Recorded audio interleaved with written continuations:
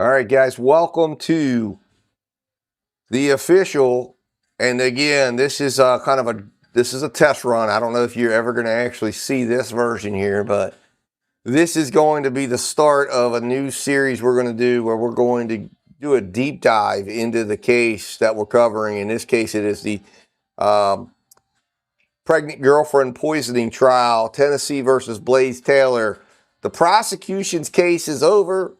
And we're going to deep dive this, and I'm going to explain to you as we go how this will work so that you can get the most out of this experience, because this is going to be eventually a very interactive opportunity here.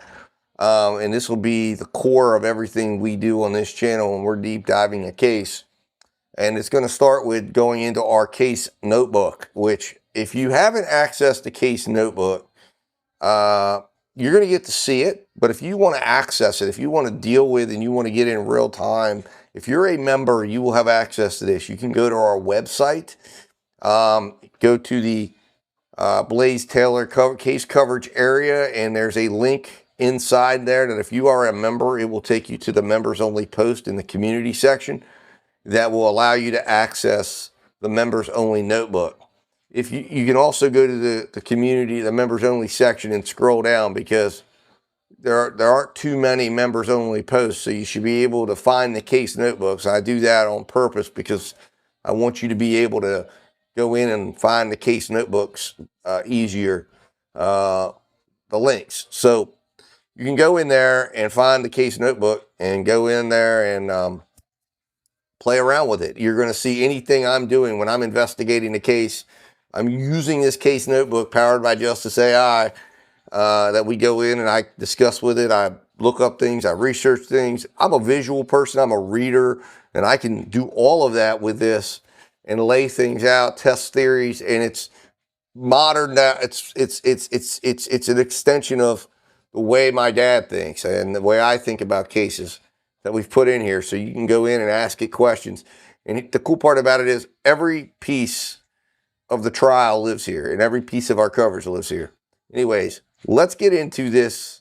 Let's get into it. So let's jump over here. So now, the first thing we're going to do here with this is actually a little introduction video, or a little video I was working on in there before I got in. But let's jump out of that and let's take a look. What do we got showing here? So this is Justice AI case notebook. Over on this side here now, I've got this kind of cropped out. Let's jump over here, bigger screen so you can see it. So this is the AI section. This is where we can discuss and have questions. So we're not, if you're watching this, you're not watching this live because I'm putting it up as a video. So we're going to walk through this and walk through some of the thoughts on this case as we go. But when we're live, you're going to be able to send me questions to put in, and we can actually ask questions, look up things. But the cool part about this, and let me jump into this here. The cool part about this is, let me close this up.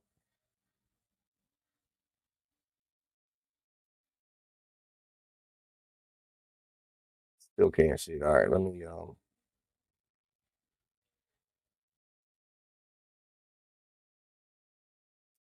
yes, give me a moment here.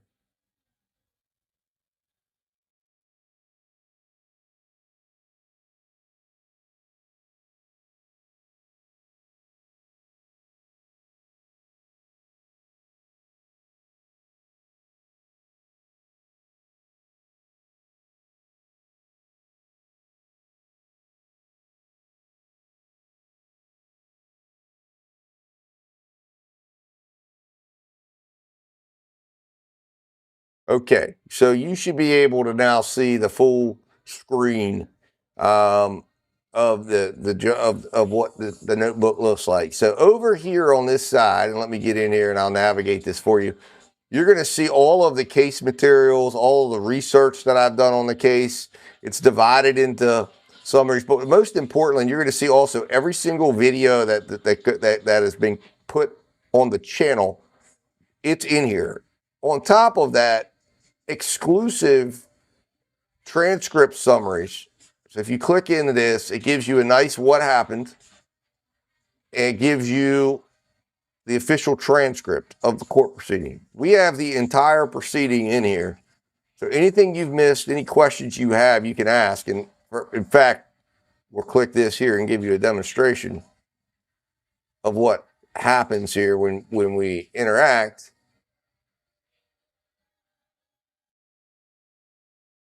So there it is. Now it's discuss the disputed text message. So we're going to get to discuss that here on what that means in that section of the trial. So we'll wait here as this comes up on the disputed text message. So we'll go off on that. But so this case notebook will allow us to ask questions, deal with things, get answers, create things, and that's what we're going to do here. That's what we're going to work on as we go through this case and dissect it. Now, let's read this. Let's check this out and take a look at what this is. So it says, the dispute over the November 2nd, 2022 text message represents one of the most chaotic procedural battles of the trial, exposing both a critical factual blunder by the defense and a highly controversial move by the trial judge. During the cross-examination of Jade's OBGYN, Allison Mullally, defense attorney, and again, this is the scene that you probably saw played out all over the internet. But Mullally, defense attorney Letitia Quinones-Hollins, tried to shatter the state's narrative of a clean, healthy pregnancy by introducing a text message where she claimed Jade Benning admitted her body was starting to feel like it was shutting down. The defense tied this directly to their theory of heavy stimulant use, specifically suggesting Jade was using Adderall. Now, there's a problem here, of course. And the problem here is that the defense attorney had it wrong. So the blunder. Metadata doesn't lie. The state objected immediately after Dr. Mullally left the stand, asserting that the defense had completely misattributed the sender. Tragic as it was, the defense's momentum, the state was right. The text was not sent by Jade Benning at all. It was actually sent to her by her best friend, Najaya Jackson. What followed was a slow, painful, page-by-page reconstruction of the phone dump on the record, tracing the metadata across pages 169, 1969, and 1970. And the court identified the sender's phone number as blank in Arkansas area code belonging to Najaya, not Jade. After a quick consultation with her staff, Ms. Quinones-Hollins was forced to concede the error and admit they were mistaken about that specific message. While the factual mistake belongs to the defense, the court's remedy created a major constitutional headache. Judge Steve Dozier decided to bring the jury back and deliver a specific curative instruction, telling them that the text message regarding Jade's body shutting down was acknowledged to have not come from Jade and instructing them to disregard it. Ms. Quinones-Hollins fiercely objected to the form of this fix, and she argued that by directly correcting the defense in front of the jury, the court was stepping out of its neutral role, commenting on the evidence, and making it look like the defense had intentionally lied. The proper legal remedy, she insisted, was for the state to recall Dr. Mullally to the stand to impeach the question through the witness, leaving the court out of the dispute. The court rejected the defense's objection, ruling that because the false premise had already reached the jury, they had a right to be corrected immediately. The strategic pivot. The alternate cause theory survives. Although the defense lost this particular skirmish on points, their underlying alternative cause theory survived. The moment Quinones-Hollins conceded the error, she pivoted and warned the court. We were mistaken in regard to that particular message. However, we have several other messages where she does in fact use the same drug. That promise was fully realized later in the trial. The admission of prior use. When Najaya Jackson took the stand, the defense successfully got her to admit under oath that Jade did use marijuana and some other SHIT, specifically mushrooms, prior to her pregnancy. The active sourcing trail. More importantly, digital forensic expert detective Thomas Miller later admitted that Jade's phone contained active communications on the very day of her collapse with her drug dealer, a contact with the name Danny two with weed next to it, where she facilitated a drug buy. The closing arguments, Lens. This disputed text is going to be a key battleground for both sides in their final speeches to the jury. The prosecution's closing. Members of the jury, the defense wants you to look anywhere but at the defendant. They are so desperate to blame Jade Benning for her own red rum that they stood before you and tried to use a text message to paint her as a drug abuser whose body was shutting down. But the truth caught up to them. The court had to step in and tell you that text wasn't even Jade's, it was Najaya's. If their science is as fake as their text messages, you cannot trust a single word they say. Now, the defense, on the other hand, is going to argue we made an honest mistake on a massive 1,900-page phone dump provided by the state, and we owned it. But do not let the prosecution use a clerical error to distract you from the hard science. We got the sender wrong on one text in November, but we got the sender right on February 25th. Jade Benning was actively texting her drug dealer, Danny, the morning she collapsed. The state's lead detective admitted he never called Danny to see if they met. That is not an honest mistake. That is a refusal to look at the truth because it destroys their case against Blaise Taylor. One misattributed text gave the state a temporary credibility club to swing. But under a constitutional microscope, the drug sourcing reality of Jade's social circle remains a massive roadblock to first-degree red rum conviction. So then it asks you, do you want to break down how the defense plans to use the Danny Weed text thread to argue that the offline camera actually allowed others to slip drugs into the apartment undetected? And we're going to say yes to this. Yes. Create a slide presentation regarding this.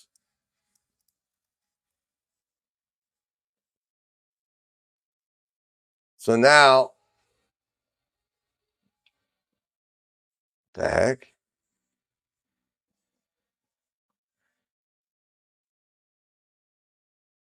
Is that done?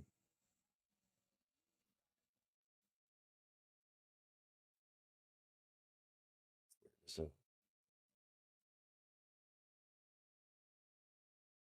I don't know why that was done in Spanish. I've initiated the creation of the presentation in your slide panel. The slide deck breaks down the defense's factual blunder, the metadata excavation, and the constitutional debate of yours.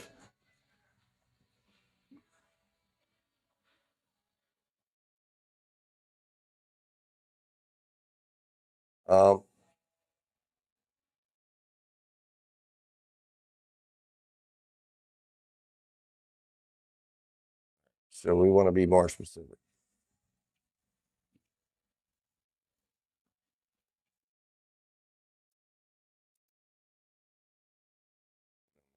This, boom. So now it's going to also create another one. So we're going to have a slide deck that we can go deeper on. So this is, like I said, and again, I've got the big screen up.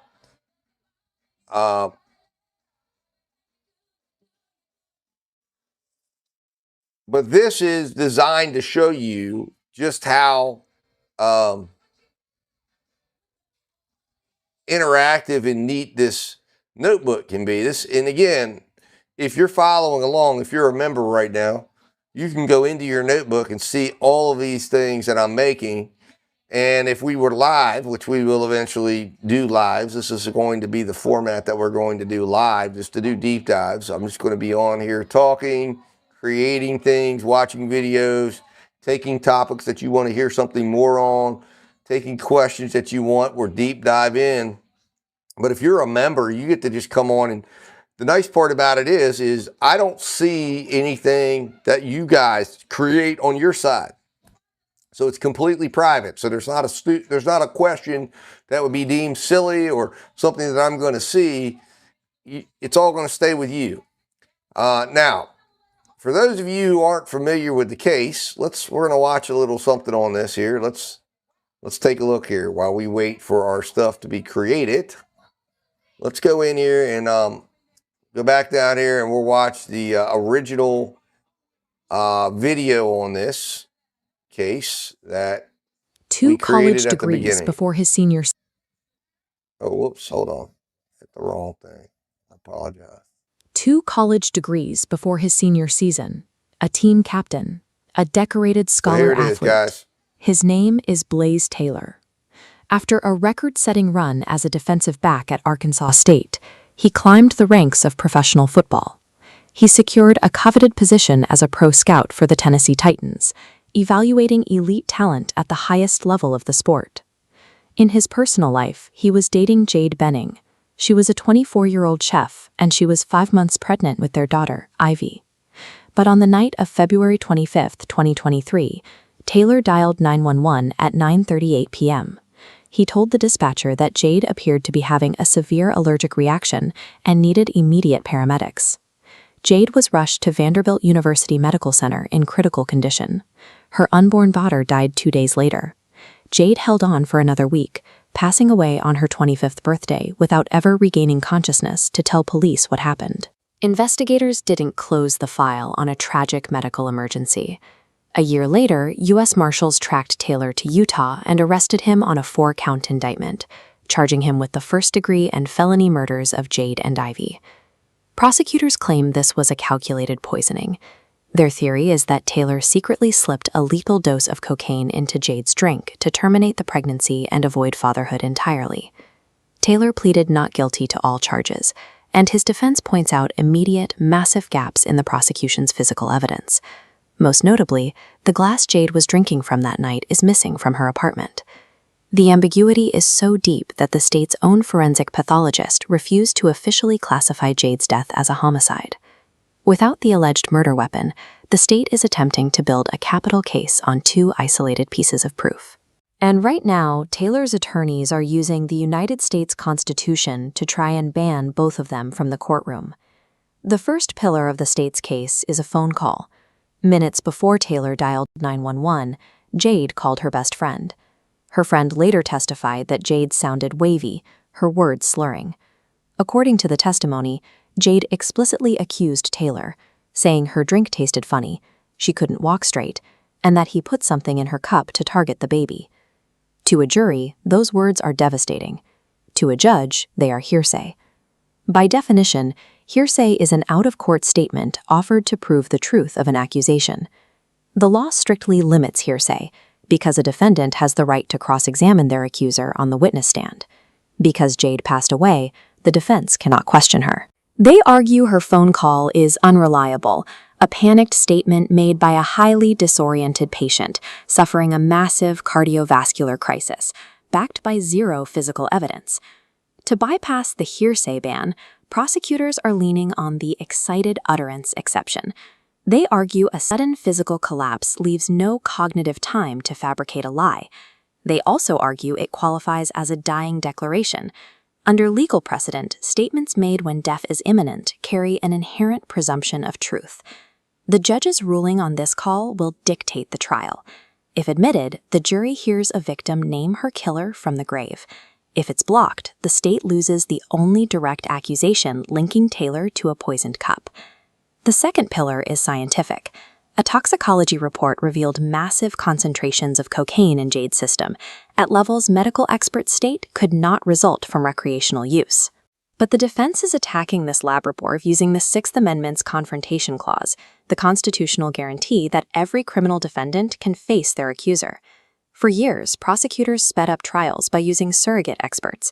If the original lab technician was unavailable, the state would call a substitute scientist to read the absent analyst's notes to the jury. That shortcut ended in 2024.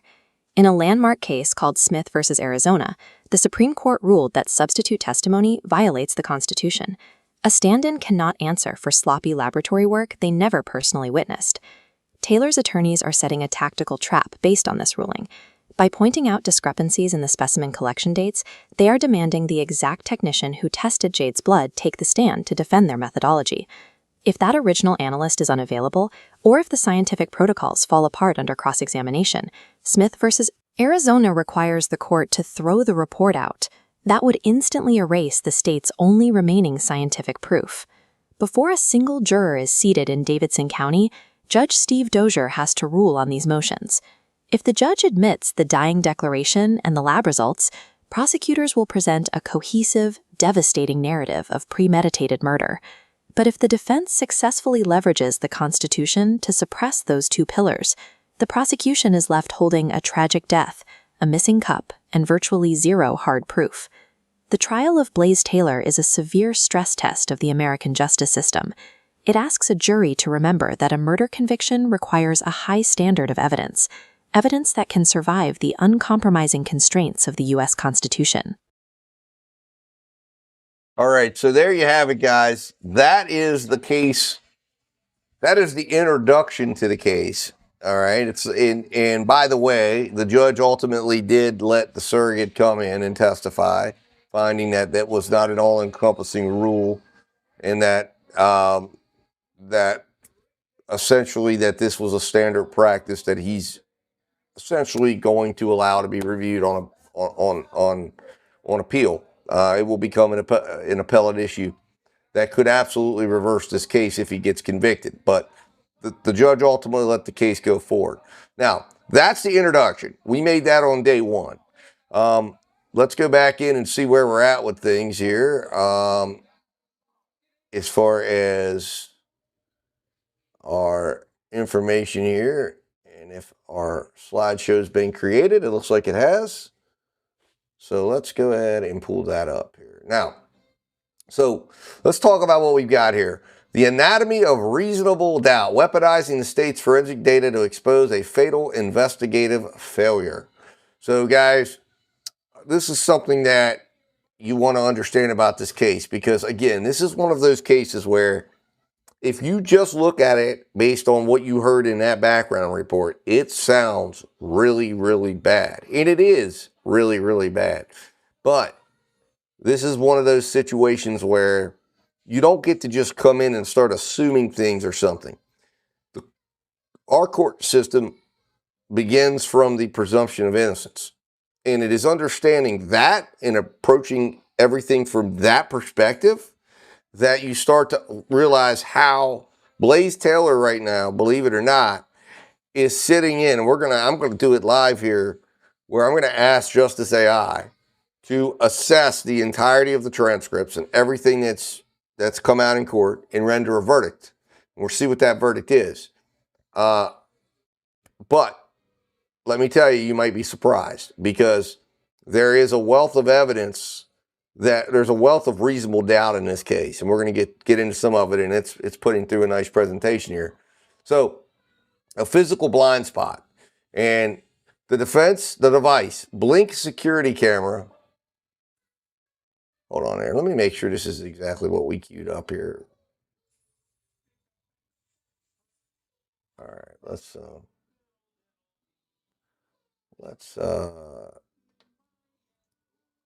just double check that we're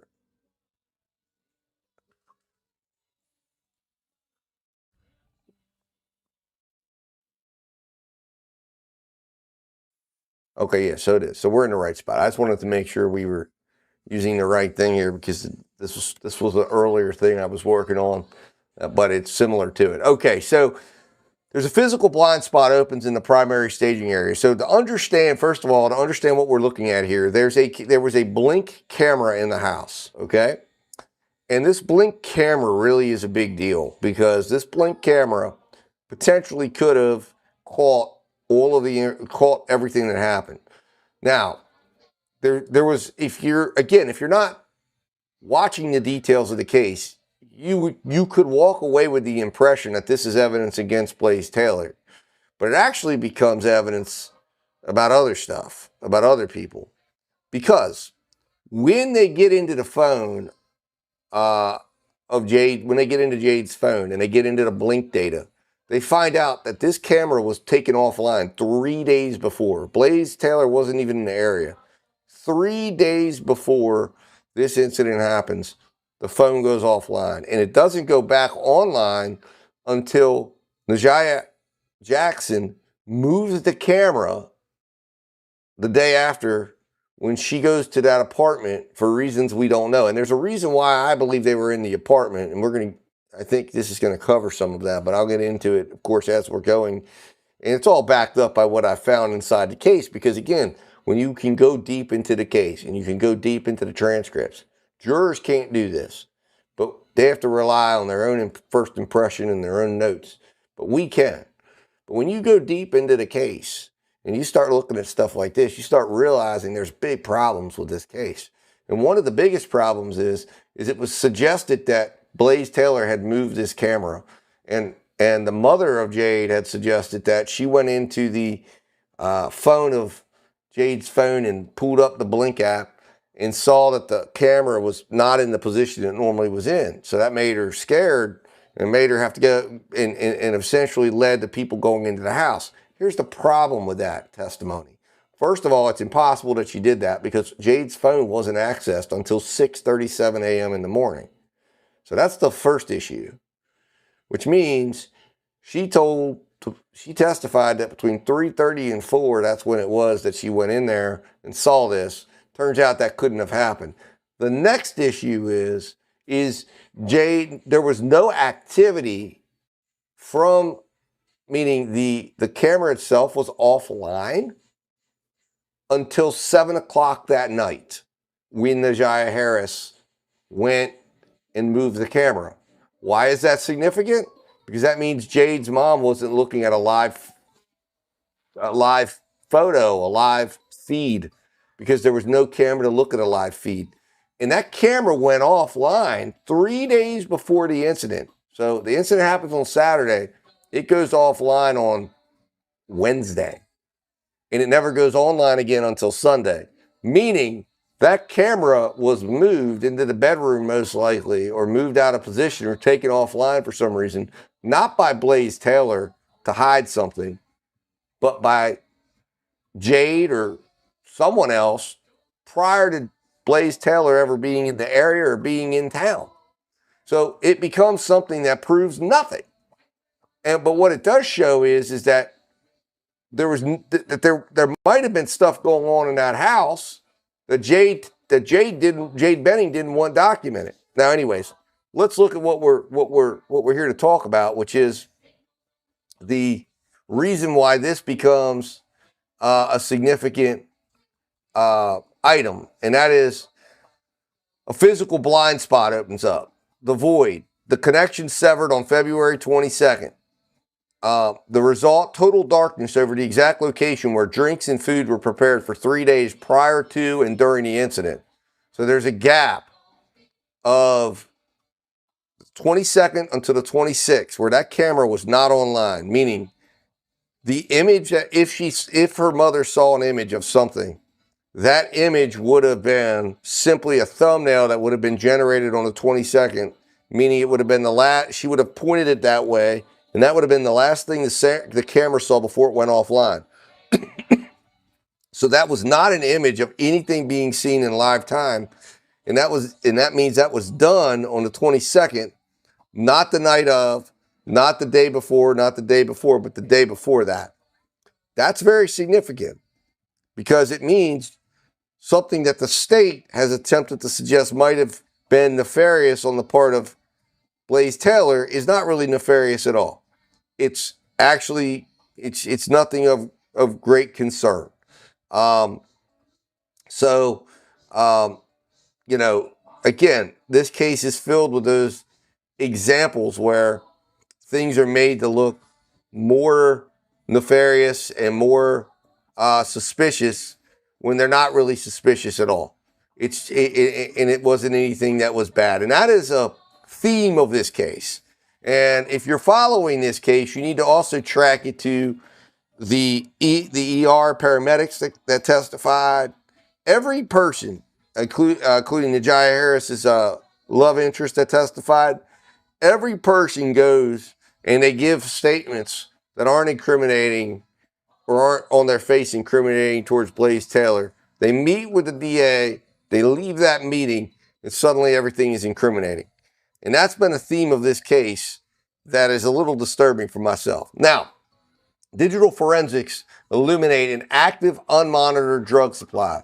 So there's a contact saved in Jade Benning's phone, and this is important because this is going to be what's going to be used by the defense in closing to essentially suggest that there's an explanation that can't be eliminated as to how Jade Benning could have been exposed to cocaine. And then there's another factor too, that again, once you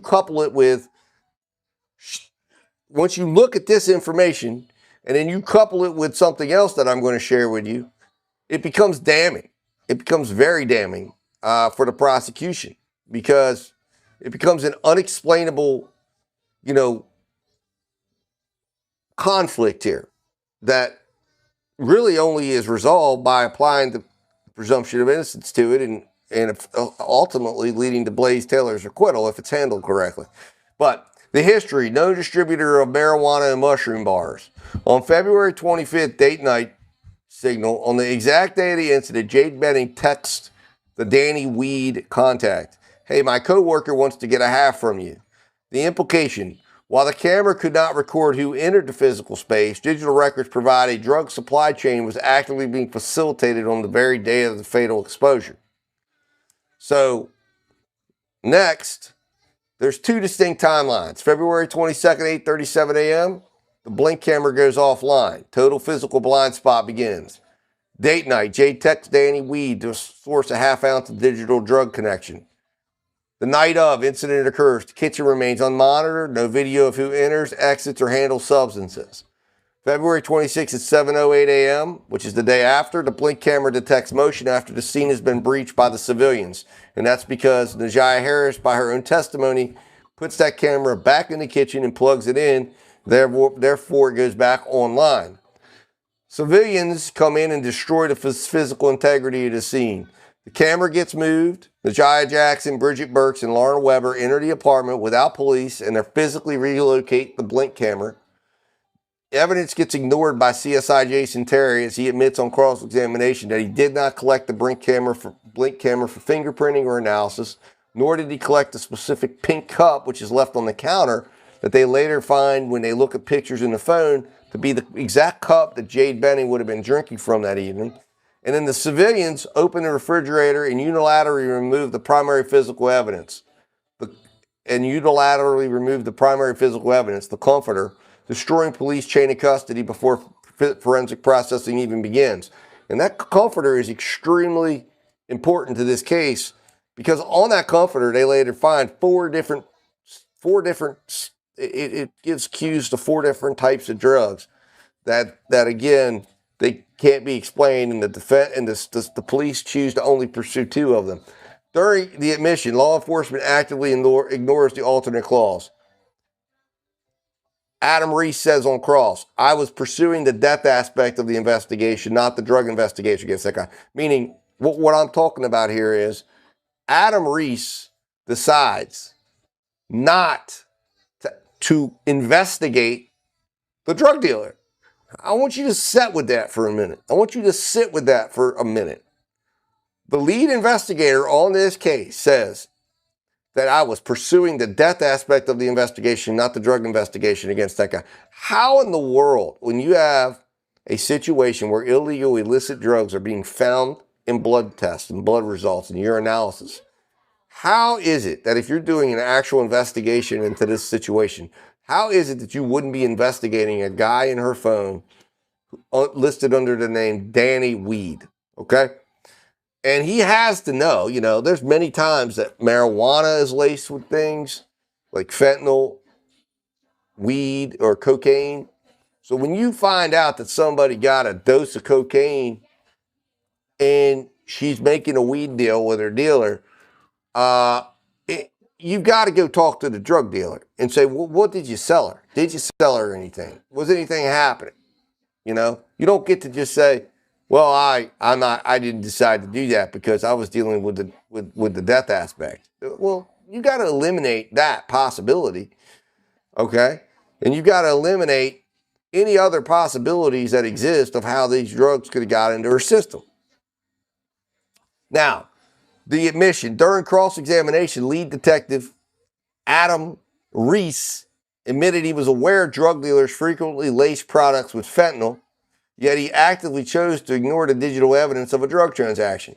The consequence is the state made zero effort to trace the drug supply, interview the drug dealer, or investigate the coworker who requested the substances on February 25th.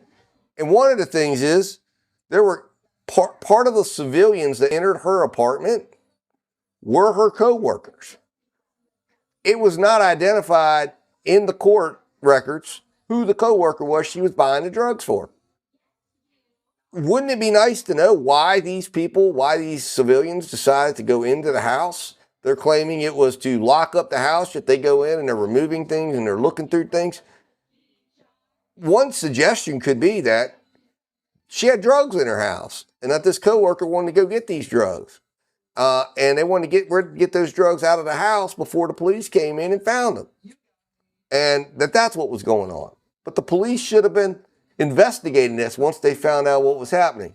So the state's hypothesis is this, that Blaise Taylor curates a 13-month slice of phone data with 0 references to cocaine. And this is what I was going to talk about here. This is the important part. That curates 13-month slice of phone data. They find 0 references to cocaine. They rely on an unmonitored kitchen in an uncollected cup. This chain of custody gets destroyed by civilians moving cameras and remaining evidence. In law enforcement action, they pursue a predetermined homicide theory, while the alternate third-party drug dealer theory is there's a direct text message to a known dealer, Danny Weed, on the day of the incident. This capitalizes on a 3-day camera blind spot, allowing undetected entry and tampering. And they preserve entirely with immutable Apple iPhone extraction data. And it goes completely uninvestigated by Detective Reese, meaning all of the drug dealer information is captured. It's there. It should be investigated. And Detective Reese chooses not to investigate it. And the blind spot created by that camera not being present, number one, that could have been exculpatory to Blaise Taylor. It could have shown that what happened, whether drugs entered the apartment or not. And there's, we have a drug overdose, and we have a known active drug facilitation on the date night. We have a police force that allows civilians to dismantle the scene and refuse to interview a known drug dealer. So there's a highly plausible alternative cause. The state cannot prove Blaise Taylor introduced the substances because they cannot prove who also entered the blind spot, nor can they account for the drugs sourced on Jade's own phone. And the reason why that's significant is because we don't know what was really going on there. And we don't know if she got a hold of that, if she got a hold of something else, if the drug dealer gave her something, or if the drug dealer gave her a little bit of weed and she was taking it. A guilty verdict requires the elimination of reasonable doubt. The state's entire case requires the jury to believe that Blaise Taylor had exclusive opportunity to introduce a fatal substance. The state's own digital forensics proved the opportunity was not exclusive. A physical void existed in the apartment, and a digital link to a drug dealer was actively utilized on the day of the incident. And because the state abandoned the drug trail, the void remains. Where the state leaves the void, the law requires an acquittal. So that is going to be an argument that the defense is going to make in court on this topic. And they are going to, and it's a valid argument, okay? It's a very valid argument. Now, the other thing that you need to be aware of, let's watch this. I believe this is the, let me see here. That's day 4 now, the hearsay bridge. So let's go through this here. This is a nice little entry point here on this.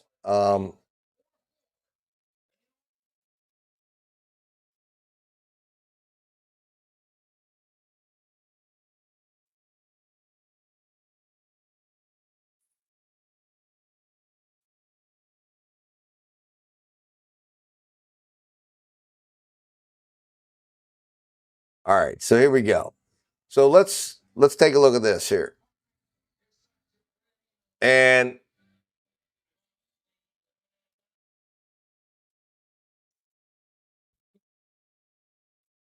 tracing the source of the poison in state of Tennessee versus Blaise Taylor. So let's go over what we're talking about here. So this is probably, in my opinion, the strongest defense, the biggest hole in the state's case, and the strongest one that the defense can drive through in this case. And we're going to talk about it because this is where anybody actively looking at this, and again, you can come in, if you are a member, you can come right in here and you can view this document, and you can view and you can chat and you can dig deeper into this and prove me wrong and come back into the comments and tell me you dropped something in there, because I believe you can create studio things as well. I think. I'm not 100% certain. I've never been on the other side of it. I need to test it out, have my wife go in with her account and see if she can do it. But like I said, if not, when we're doing this live on air, you can ask me to create something or dig into something or put a question in on my side and we can create it together. But what's important here is to understand is that Jade Benning died from an acute, alleged unprecedented level of cocaine toxicity. So the state's burden, it must prove that Taylor, her boyfriend, surreptitiously sourced and administered a lethal dose of liquid cocaine to avoid fatherhood, leaving zero digital trace. And this is very, very important. The reality that the defense has put in, and this came in through the witnesses that the state put on the stand. Taylor has zero history of drug use. He has a documented clean history. There are no encrypted messaging apps found on Taylor's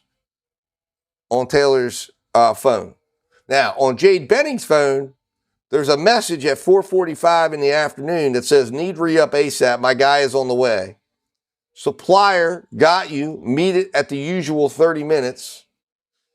And the defense has shown the jury that Taylor possessed a documented lifetime history of zero drug use, while Benning was an active drug user when she wasn't pregnant, and maybe even when she was pregnant, depending on who you believe, and digitally verified a supply chain on the very day she collapsed, meaning she was still, even up to the day of her death, linking people to drugs. She was being the middleman. This is what the judge referenced and said, yeah, I think they're going to say she was a drug dealer.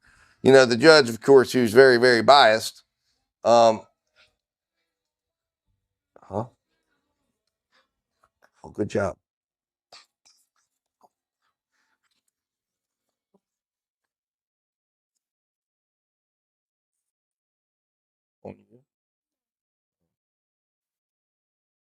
Uh-huh. Oh, good job.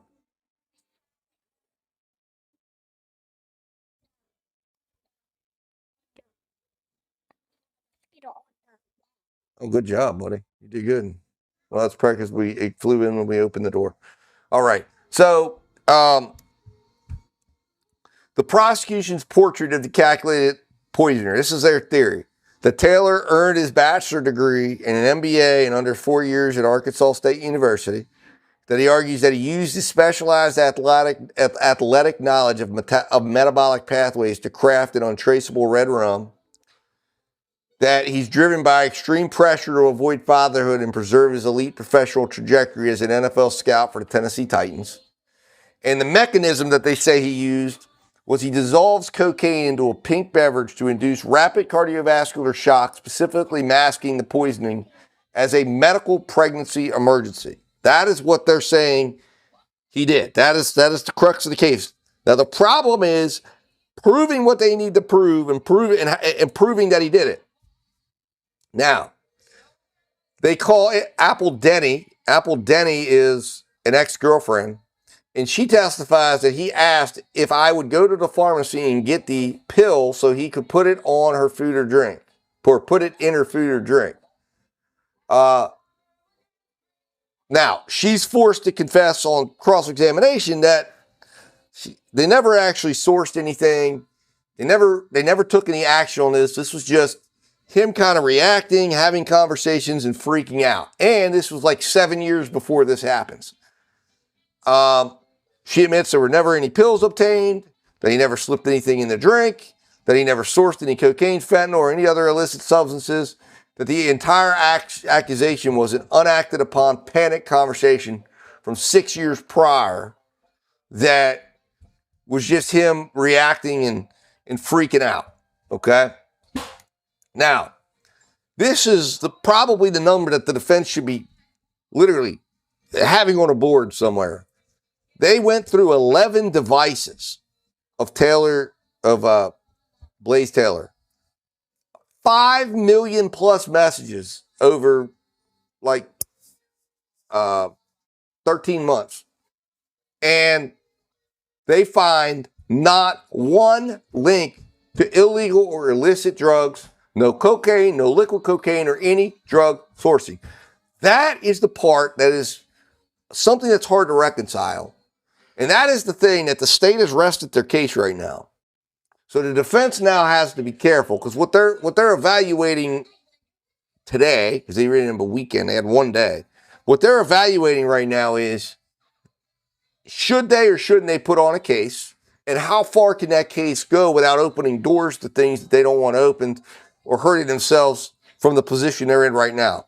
Which the position they're in right now is I would not be surprised if we walk in tomorrow to this courtroom and the defense rests. And the reason why is this right here. They can walk into this jury and they can say, the state has never put a drug in his hand. They've never put anything in his hand. They've shown no proof that he had any access to cocaine or liquid cocaine or anything. This is not a guy who had any history with illicit or illegal drugs. You don't just get to walk on the street and go, hey, let me find some liquid cocaine. He had to have acquired it somewhere. Yet there's nowhere in his digital history showing that. And in today's world, that's a very significant thing. This alone, to me, is something that could resonate very deeply with a jury at this point. And then you show the jury, as the defense will. I believe they're going to, I say there's an 85 to 90% chance they rest tomorrow without putting anything else on. Now, they're not telling the state that at this point because they have 10 witnesses. But I think this case goes to the jury Monday afternoon. I think they're going to come in. The state won't be prepared for a closing. This judge is going to push closings immediately.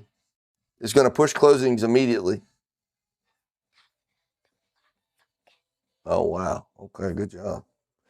Is going to push closings, and they're going to think to themselves, this is going to catch the state off guard, because the state's going to walk in believing that they got 10 witnesses and they're going to be watching for potential opportunities to open things up. And I think with the way the defense has shown, because Denny, they had this lady, they actually opted to not go forward with the cross-examination they had originally planned, because the state was digging through outside the scope of the search warrant through his iMessages.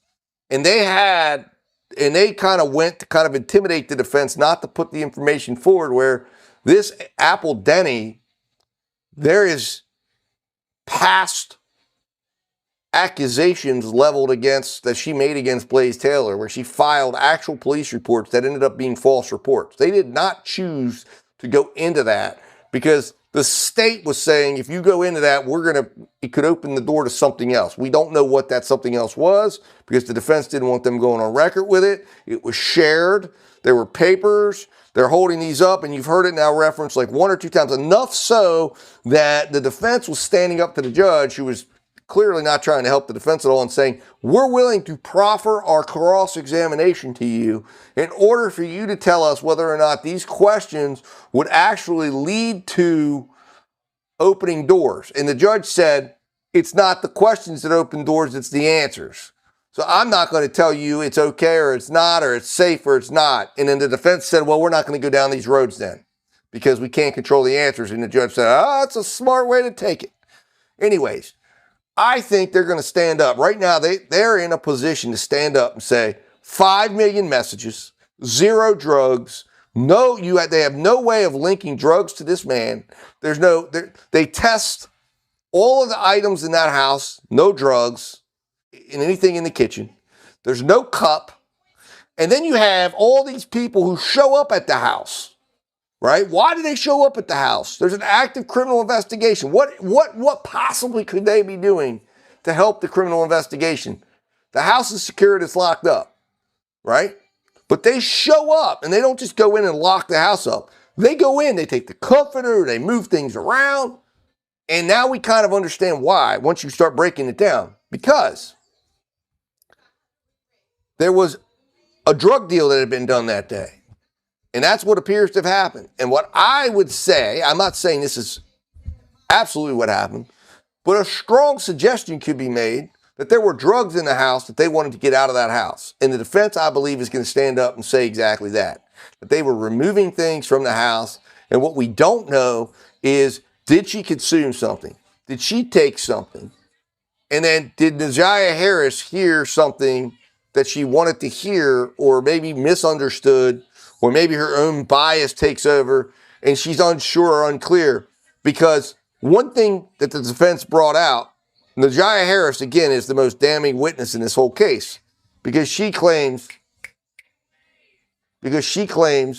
that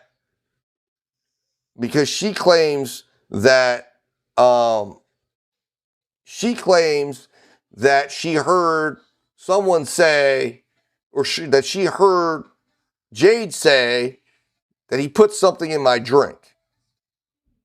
So that's why it's significant, because, again, that's what the defense could argue. Now, what you want to see here is, and this was documented, okay, by, and again, this is why some of this information may be why the defense would put on a case if they want to call some people who could testify these things. But it's all come out. It all came out of Reese's testimony. It came out when they called his coworkers, and it's something that's been conceded to, and that is that and again, Reese conceded this, that the police interviewed the Titan staff after the incident, and colleagues of Taylor unanimously confirmed that he lived strictly drug-free and didn't even drink alcohol. Okay, and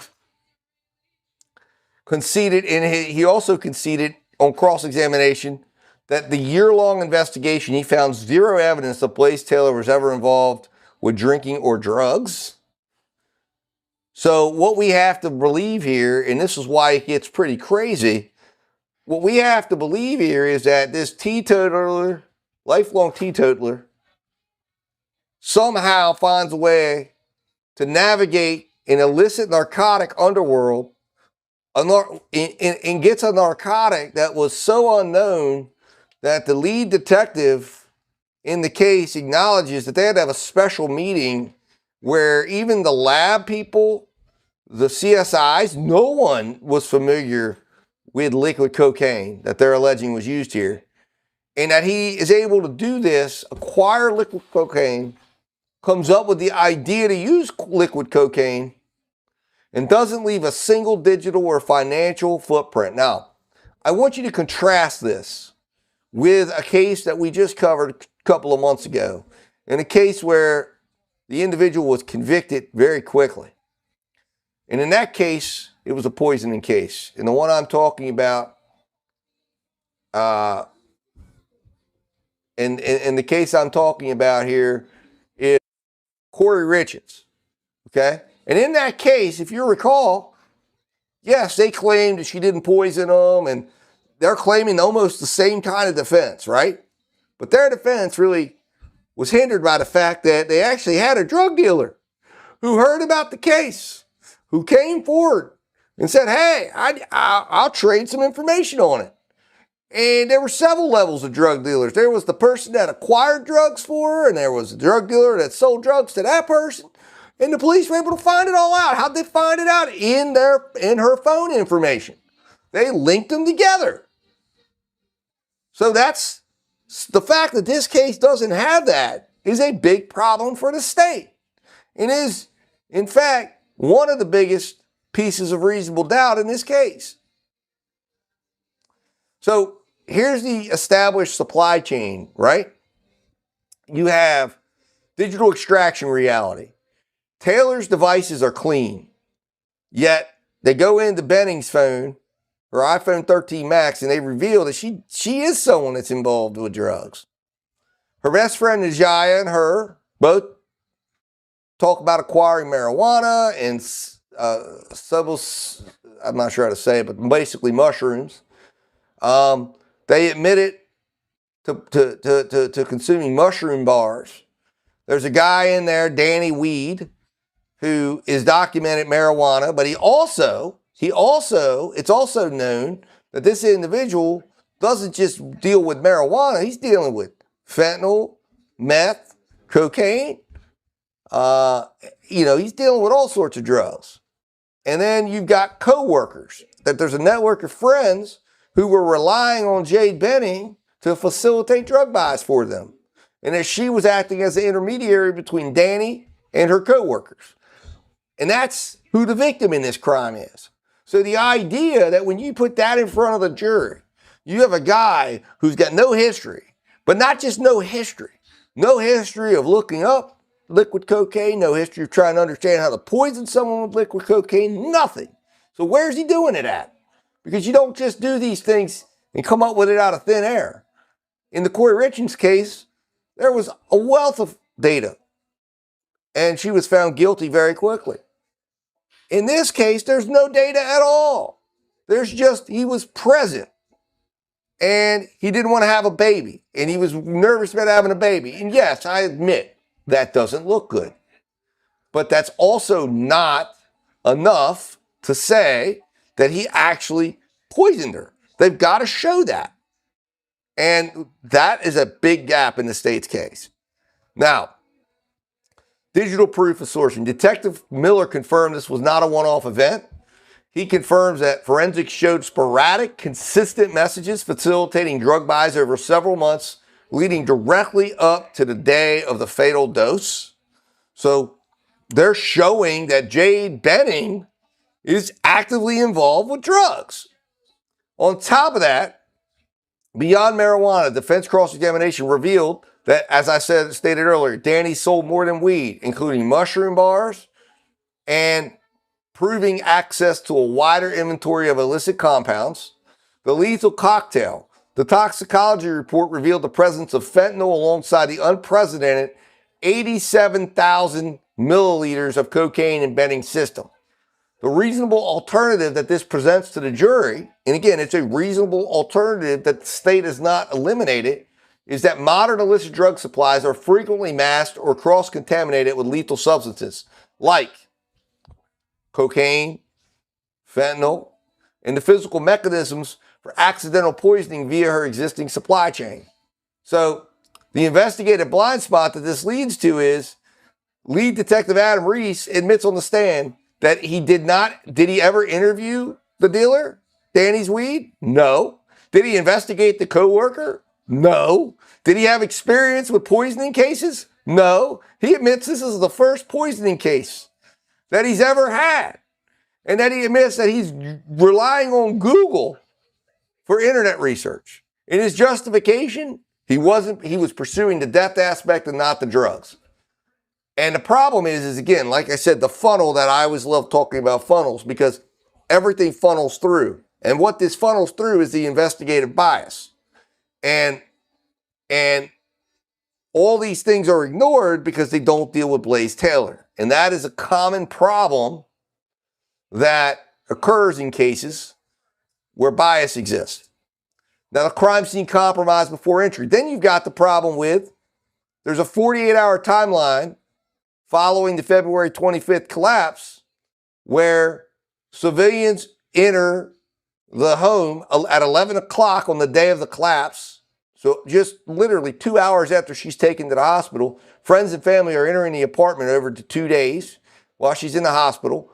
They're moving surveillance cameras. They're opening the refrigerator. They're taking out the trash. They're closing blinds. The broken chain of custody, the most critical piece of evidence, which is the comforter containing the vomit stain, was bagged by family and friends in a garbage bag and removed from the apartment before police processed the scene or applied a secure chain of custody. And that's significant. The missing physical links that end up coming up are a pink cup sitting right at the sink, completely ignored by crime scene investigator Jason Terry, a bedroom drinking glass sitting on the nightstand next to the bed, never swabbed, and the meal, chicken Alfredo and cookies left on the stove, never sampled. The result of all of this is you've got clear glasses and bottles. The lab test does come back completely negative for cocaine that were tested that were in the kitchen. The state claims Taylor slips drugs into a drink, yet they fail to secure or test the actual cups used that night, and they leave cups behind. They leave cups behind because at the time they weren't sure that it was going to actually have things that they needed. The science fails to bridge the gap. Dr. Aaron Carney, despite extreme levels of cocaine found in the toxicology reports, the state's own expert refuses to classify Jade Benning's death as a homicide. It's an undetermined death. So the medical reality becomes the science confirms the presence of a fatal substance, but they can't legally or medically prove who administered it or whether it was voluntary or forced. So there's two theories of access. The state's theory says it relies on the fact that Blaise Taylor had a high level of intellect, 6-year-old college antidote, no digital, financial, or physical proof Taylor sourced drugs. Missing cups suggest Taylor covered his tracks. The defense's reality says there's a unanimous police and NFL confirmation that he had zero drug or alcohol use versus Benning's active use. There's hard digital proof that Benning's in contact with a drug dealer for a half hours before this happens. And the police fail to test remaining cups of food. The scene gets thoroughly contaminated by friends. So what we have here is essentially a motive and the idea that Blaise Taylor is somehow qualified to do this because he would have not needed any information because of his college, what he learned in college. It's a compelling narrative, and it's a narrative that is one that lends itself credibility because it sounds credible, right? And it sounds good on paper, but you got to prove it. You can't just say, well, this guy might not have wanted his child, so we're just going to assume our way past all these problems. The defense, says, okay, once you start going in on this, you don't find the evidence. You don't find anything linking him to liquid cocaine. You don't find anything linking him to the substances and to the weapon that he needs to do this. There's 11 clean devices. There's an active supply chain that we showed that Jade was linked to potential substances. In a case of circumstantial poisoning, where a medical examiner can't declare a homicide and the police ignore the victim's active drug dealer, does the story overcome a complete lack of physical supply? I mean, does it? Can you sit here when you look at this and you reconcile this? 11 devices? 11 devices? 11 devices, 5 million messages, 5 million data points? And there's not one thing that has to do with illegal illicit drugs yet. In the Corey Richards case, it was all over the place. It led to the drug dealers. How does the state deal with that? How can they deal with that? Now, there's another thing I want to point out, and let's go into Justice AI here. I'll bring you guys in so you can see what I'm typing. Let's see here. So okay, hold on here.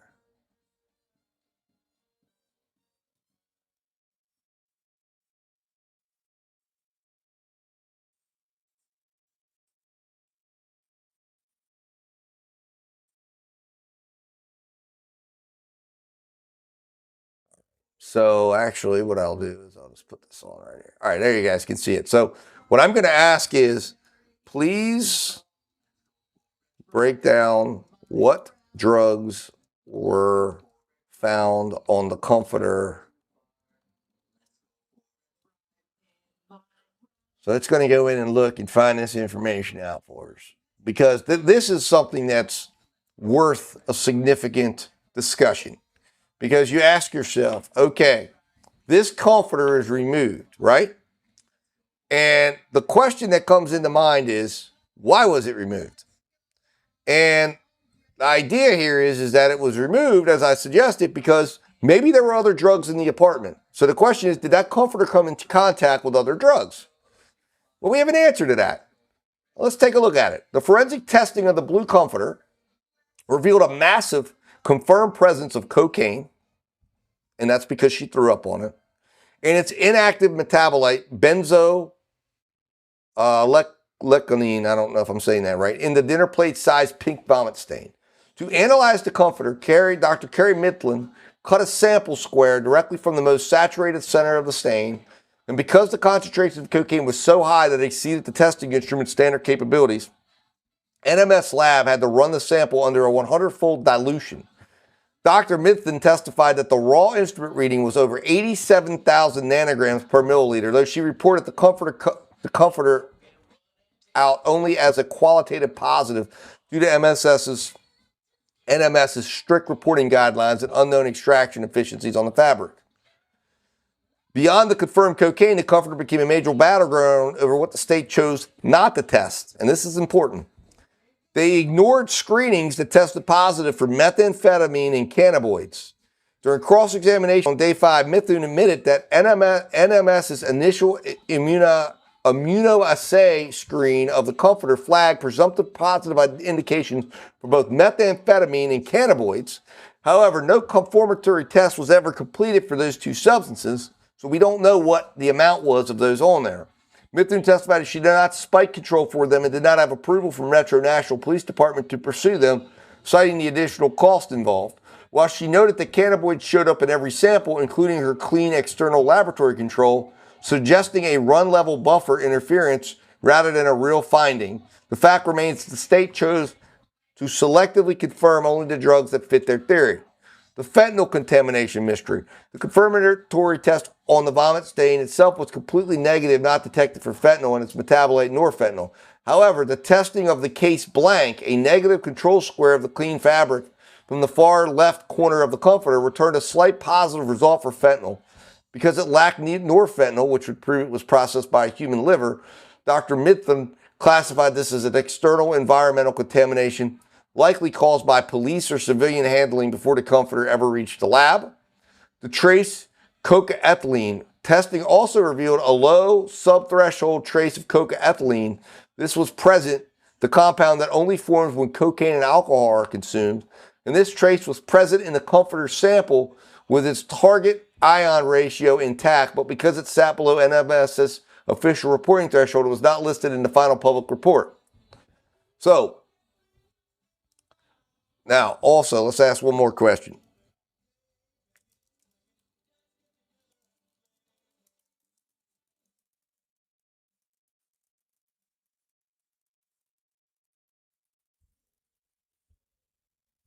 The cocaine levels. So, the significance of this, okay, is of what we just discussed, and we'll get back into the notebook here in a moment. But the significance of that is this. The comforter is chosen to be taken out. Why? I have no idea. That is a mystery to me. These people say they're going in there because the police weren't doing anything. That does not help that you would remove the comforter. What purpose would you have had to remove that comforter? But it was removed. But the fact that there are traces of potentially other drugs that were never tested or eliminated for or tested for or dealt with could potentially indicate, again, why did they go into that house? Were there other drugs in that house that they wanted to get out of? I'm not saying there was. I'm saying there's a possibility.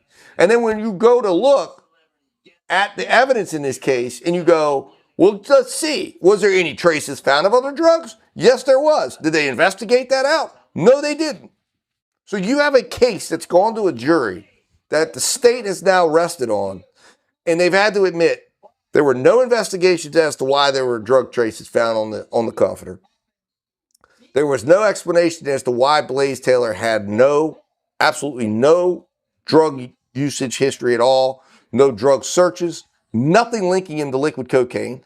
So how did they come to the conclusion that Blaise Taylor puts liquid cocaine in her drink? Essentially, what it ultimately becomes about is that they have a witness who brought to them this scenario that Blaise Taylor had encouraged her to get an abortion, or I shouldn't say that online, I guess, I don't know if that's going to get me, but encouraged her to get terminate a pregnancy, encouraged someone else to terminate a pregnancy. And then on top of that, Blaise Taylor, okay, in this case, it sounds similar to this, right? But there's two ways to look at that. Because the question becomes, is this case, what drove the theory in this case? Was the investigation tailored once they found out this Apple Denny shared all this information with the police, did that change? Did they start then moving the investigation to fit the form of the prior cases? Or did this case really look like the prior cases? And when they found out about it, they said, oh my God, it all matches up. Now, let's jump back in and we're going to end this session here. But this is an example of what we're going to be doing, and we're going to do this live where you're going to get to weigh in, you're going to get to ask questions, you're going to get to add to this. But I'm doing this is kind of a dry run on Tuesday. I don't know if it'll ever actually go out or not. We'll see. I might put it out. I don't know. I'll review it afterwards and see how well it turns out. But here is the answer to that question. And that question that I asked was, can you discuss the controversial method used to determine the cocaine levels? The record-setting levels of 7,878 nanograms per milliliter that the state is relying on to prove a homicidal poisoning is not a directly measured scientific number. It is a controversial mathematical reconstruction. All right, and I want you all to understand this because this is important. So, what this means, okay, what this means is that number, that's 78 nanograms per milliliter. This number right here, okay, was not a number that they tested the blood and got because the blood was preserved correctly. What happens at the hospital, and this is important, and what happens at the hospital is this, okay? The ER informs the police and says, listen, we don't have proper chain of custody. We don't have a forensic nurse here who can properly preserve the samples that you need. So you're going to need to bring one in. And the police never act on it because at this particular juncture, homicide's not in charge. It's a totally different division that's investigating. So they take the blood sample at the hospital, but it's put in a blood, it's put with a clear top. Essentially, it's put in a container at the hospital. It doesn't have the preservatives that a forensic container would have that would stop the breakdown of any drugs or anything else that's in that blood. And it sits for like 10 days and starts breaking down. So by the time it's tested, the drugs aren't preserved. They're breaking down. They're going lower than what they would have. So what ends up happening is the lab person, the lady in this, Miss Carney, who isn't even trained to do this. It's just part of a training. It would be like this, right? It's like, let's just say, like, you know, I was in the finance field, right? So it would be like, all right, I go take a financial course and it discusses, an investment, right? And I take that course. And then suddenly somebody says, and I have a license, that lets me do that investment. But that's not my everyday practice. It's not what I do. I'm not specialized in that area. But all of a sudden somebody says, hey, could you help me invest my money in that? And I say, sure, I'll get my book out and I'll try to do that. And then, I come up with a crazy number for whatever I do, and it looks completely outrageous. And he goes, well, how did you do it? Well, my insurance broker, my loan broker, helped me put this investment together. Well, and I did it, and they go, well, you're not experienced at all. You're not someone who specializes in this. And you have this astronomical number that's higher than anything you've ever seen. And you find out that this wasn't done the correct way. This wasn't done by a normal way. None of this was put together in a way that the industry would say is the way it's supposed to be done. So therefore, the numbers might not be representative. That's what you have here. Because everybody that was skilled and experienced in this area said, I would never rely on calculating cocaine in a blood, in a system this way. I wouldn't rely on it, and I wouldn't put it in court. And that is what the next two witnesses come on and say. Mithun and Crocidus, I can't remember how to say his name.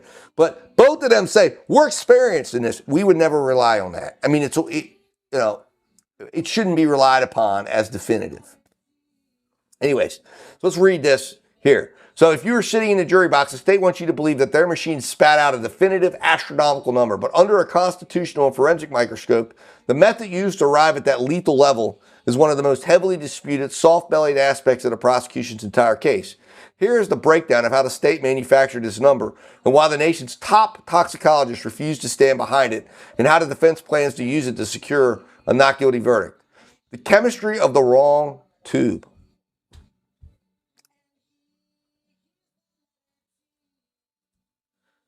When Jade Benning was rushed to Vanderbilt, in fact, actually, what we're going to do on this, I'm going to ask, please, put that into a video.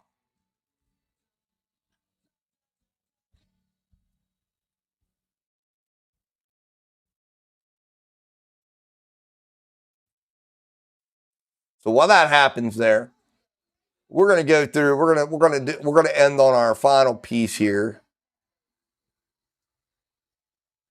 After we get that in.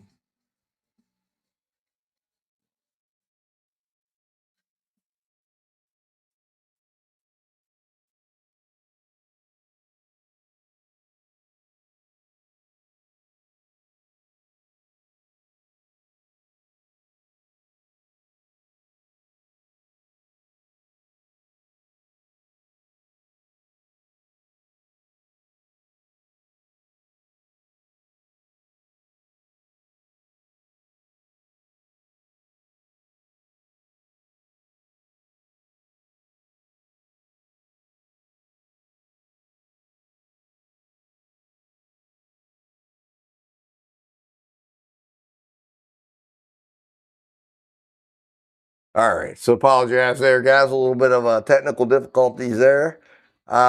Anyways, so we're going to end with something that I think is is a really cool thing, and it's going to be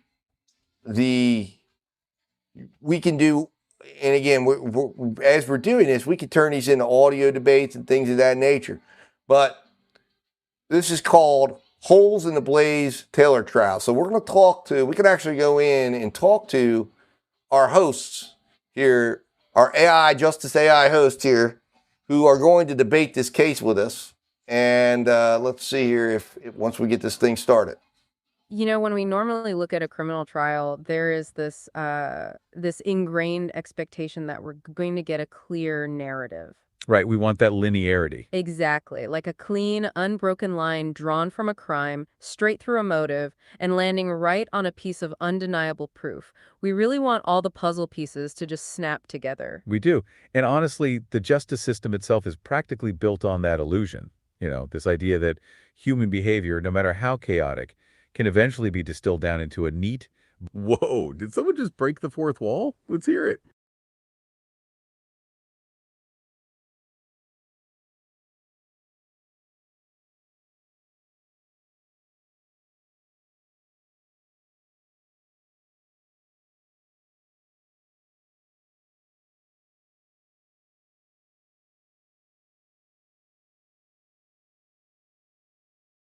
Sorry about that. So, hey, I would like you to talk about the drug testing in the case and how this was and how it was done in the forensics and whatnot. So, if you can give us a little information on that.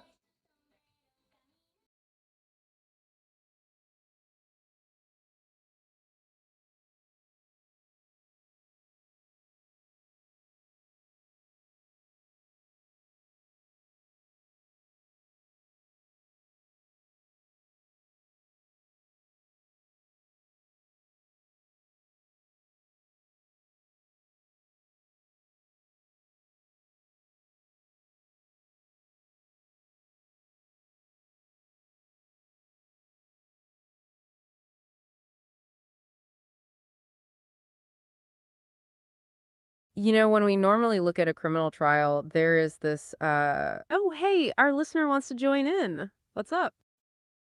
I wanted you guys to talk about the forensics in the case and some of the issues that came up with the comforter and the way the testing was done.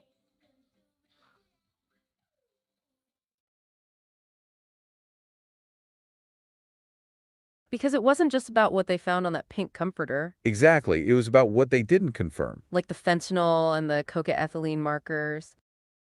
Dr. Bithen actually testified that while some things screened positive, they weren't all confirmed. Right. She called the low-level fentanyl an artifact or just background noise. And she mentioned a case blank from the comforter's corner was clean. But they didn't do full quantitation for everything on that fabric. Now, about those controversial calculations you mentioned. This is where the math gets really heated in the courtroom. Dr. Carney took apparent cocaine level, which was only 78. Wait, 78? That sounds way lower than the 8,000 number. It is. She added it to the metabolite agonine methyl ester. So she combined 78 with 7,800. Exactly, to estimate what was in the blood at the time of ingestion. But the state's other expert, Dr. Krapulski, was very wary of that. He agreed the method exists, but said he wouldn't use it definitively. So it's an estimation piled on top of another estimation. Which leads perfectly into why we feel this trial is so fragmented. When we normally look at a criminal trial, we expect a clear narrative. Right, we want that clean linearity. Like a straight line from... Oh, back to our listener. So would you agree then that the fact that her friends come in and take this comforter out and that there was a drug deal going on and one of those friends is someone she works with, we could say that maybe they took the comforter out with drugs from the apartment and that's why they really went in there?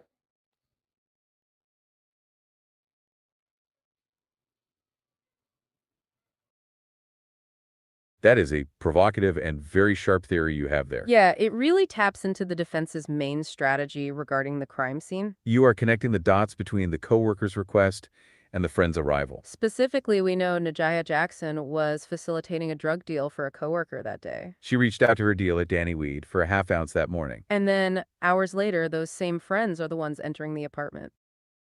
Stephanie Franklin admitted they went in before police to get keys and lock up. But she also walked away with that comforter in a trash bag. She even used gloves from the hospital, which looks very suspicious to a jury. The defense actually suggested they were doing more than just helping a friend. They pointed out that the apartment smelled strangely clean, like it had been scrubbed.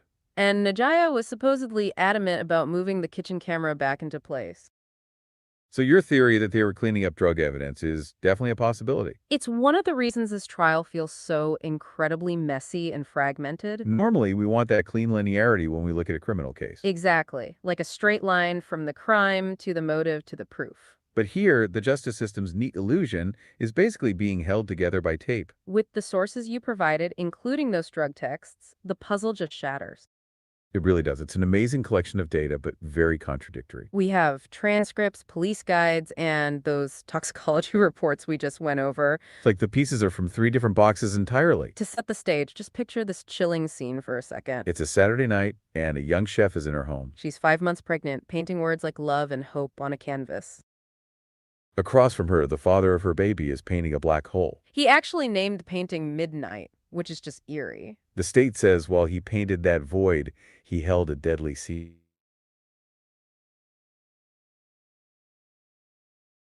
All right, so there you have it. That's an example, and we can actually go in and create audio debates. We can create a debate between our Justice AI counterparts and listen to the AI debate out things and debate out questions. Now, what I want to do while we're waiting for our little video explainer to come up and explain this final question, remember the question that we're looking to settle is, can you discuss the controversial method used to determine the cocaine levels? And you just heard a little bit of discussion on it, but we're going to actually watch a video on this.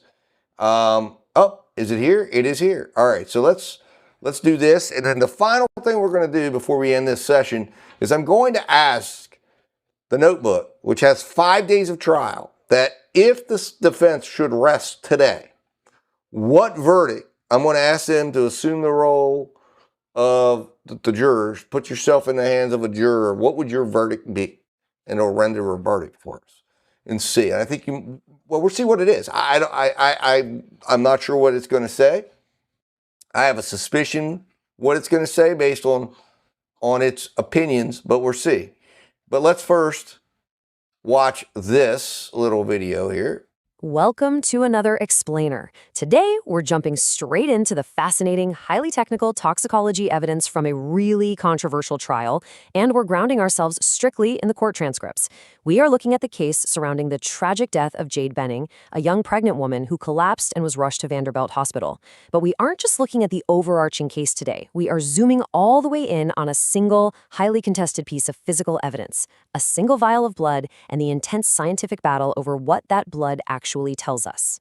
Okay, let's kick things off with these two wildly different numbers. On one hand, we have 78. On the other hand, 7,878. When life, liberty, and the pursuit of justice are literally on the line, exact numbers absolutely matter. Yet, in this courtroom, these two vastly different figures were presented to the jury, and both of them were attempting to quantify the exact same substance in the exact same sample. So, you might be wondering, how in the world does one single vial of blood yield two vastly different scientific truths? Well, it comes down to a clash of scientific philosophies. Pathologists, like medical examiners, are often tasked with looking at the aftermath of a death and kind of mathematically reconstructing the past to determine a cause.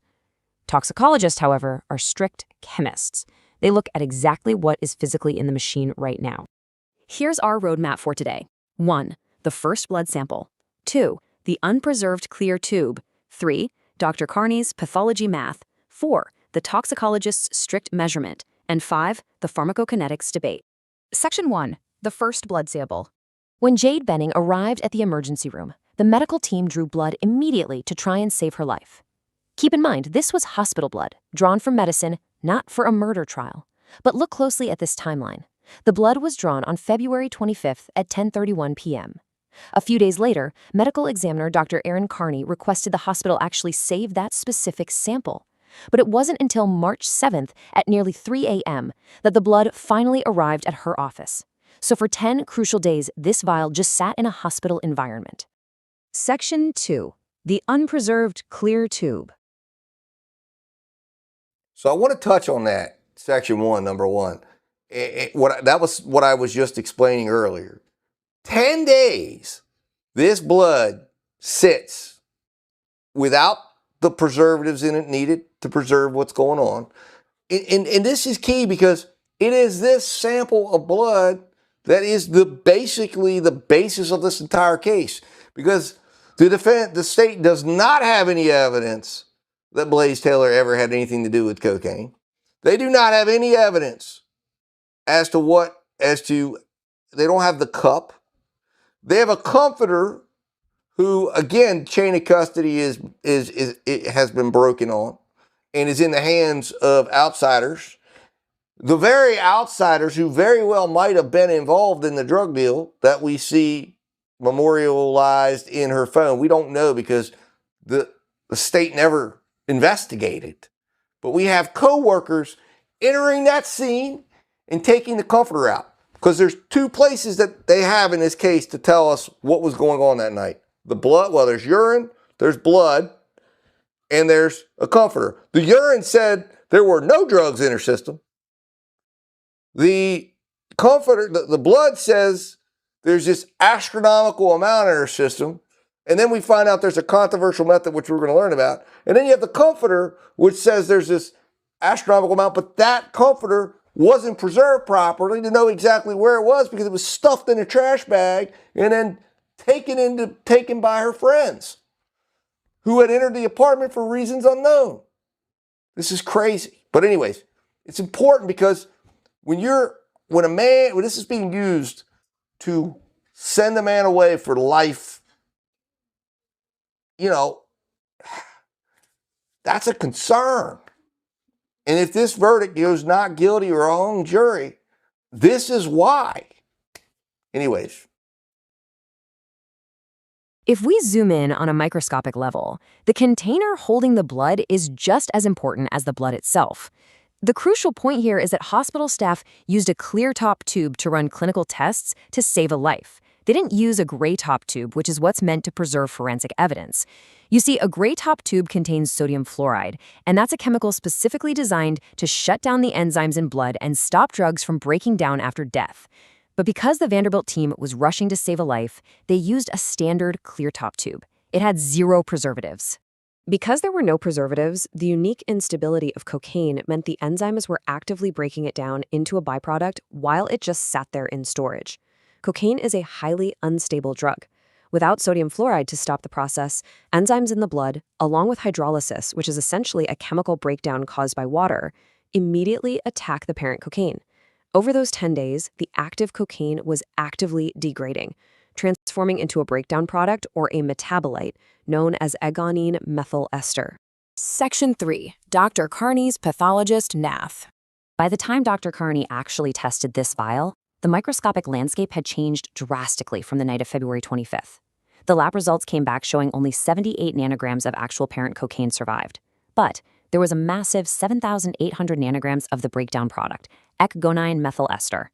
Dr. Carney testified that because she knew the breakdown happened in that unpreserved tube, she could simply add the two numbers together, mathematically reconstructing a terrifyingly high estimate of 7,878 nanograms per milliliter. Dr. Carney's approach is a theoretical reconstruction. She's aiming to estimate the state of the blood at the exact time of the draw. As she testified, combining the surviving cocaine with the breakdown product gives an idea of the circulating concentration before the 10 days of degradation took place. To a pathologist trying to determine a cause of death, this math makes logical sense to estimate the lethal burden on the heart. But this raises a major scientific boundary question when we cross over from pathology to strict forensic chemistry. Is this addition scientifically rigorous enough for a forensic toxicologist to put their name on it? Or is it a medical estimate that just doesn't belong in a strict chemistry lab? Section 4. The toxicologist's strict measurement. Pivoting to the antithesis, the prosecution called two highly qualified forensic toxicologists, Dr. Carrie Mithun and Dr. Alex Kratulski, to validate the numbers. And according to them, the only actual scientifically measured parent cocaine in that vial was 78. That's it. When the defense asked Dr. Kratulski if 78 is an abnormally high number, he plainly stated, no, it is not. Standing alone, 78 is a measurable but not necessarily massive amount of active cocaine. Notice the really rigid boundary toxicologists place on their work here. They report what is literally in the machine, and they do not mathematically venture beyond it. They completely acknowledge that cocaine is unstable. They acknowledge the breakdown product is right there, but they flat out refuse to mathematically combine them in their official reports. Their job is precision, not historical estimation. Dr. Mithun confirmed that adding breakdown products to parent drugs is completely outside the realm of what toxicologists do. When directly asked by the prosecution if she, as a toxicologist, estimates levels by adding these numbers together like Dr. Carney did, her answer was unequivocally, we do not. Dr. Kratulski echoed this, pointing out that his lab doesn't even test for that specific breakdown product. That means the state's biggest number is built with a method the state's own toxicologist doesn't even utilize. Section 5. The pharmacokinetics debate. So this builds into a clash of disciplines that boiled over into a courtroom debate over calculating the actual dose the victim ingested. You see, it's one thing to argue about how much cocaine was circulating in the blood. It is an entirely different battle to prove how much physical cocaine the victim actually consumed. Pharmacokinetics is essentially the study of how drugs move through and eliminate from the body over time. The defense aggressively challenged the toxicologists, basically asking, hey, even if we accept this estimated 8,000 number, can you use pharmacokinetics to tell the jury if she took a spoonful, a pill, or a massive line of powder? Dr. Kratulski drops a major limitation here, explicitly stating that forensic toxicology does not train people to back calculate an ingested dose of cocaine. He was incredibly firm on this point. He testified that you cannot say that just because there is an estimated 8,000 nanograms per milliliter in the blood, there was a specific amount the person originally ingested. The science simply does not allow for that leap. He brilliantly illustrates that while you can back calculate drinks of alcohol, cocaine's unstable nature makes doing the same thing scientifically impossible. Think about alcohol. It eliminates from the body linearly. Because it's predictable, toxicologists can smoothly look at your blood alcohol level and calculate roughly how many beers or shots you drank hours ago. But cocaine? It's too chaotic, too unstable, and breaks down too unpredictably to ever make a reliable mathematical correlation back to the original physical dose. To put it all together, Dr. Kratulski walks a really neutral line. He doesn't invalidate the pathologist's circulating estimate, but he absolutely refuses to let it be used to determine the ingested dose. And this was a massive moment in the trial. While he wouldn't tell the defense the dose was massive, he also conceded to the prosecution that the original dose could have been incredibly small, especially if it was dissolved in a liquid. which, by the way, is vital, considering crime scene investigators found multiple cups of liquid at the scene. This leaves us with a really provocative thought about forensic science. How should we value physical evidence when different scientific lenses give us radically different realities? I mean, is the truth of that blood vial the 7,878 estimated by a pathologist trying to explain a death? Or is it the strict 78 measured by the chemist machine? When the stakes are this high, what matters more to a jury, the math of the past or the measurements of the present? Definitely something to think about as you evaluate how science is actually used in the courtroom. Thanks for joining me for this explainer, and keep questioning the evidence.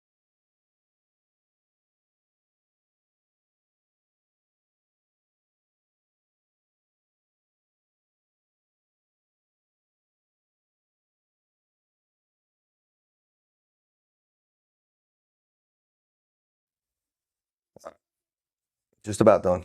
All right, so there you have it. Let's get out of that. That is the what I think very interesting information. We'll call it that. Very interesting, but very much something that I hope the jury understands, and that is that the method that was used to calculate, first of all, there's not a piece of this evidence that was handled properly. You have a 10-day wait on the blood. You have a controversial calculation method. You have a controversial calculation method, and the net result is, can you trust the evidence? I mean, can you trust the evidence in this case on the idea that the amount of cocaine that was in her blood, we have no idea what it was. We have them adding, basically doing a method of calculation that isn't supported, that the toxicologist, the actual experts are supposed to be doing. Say, I would never trust that.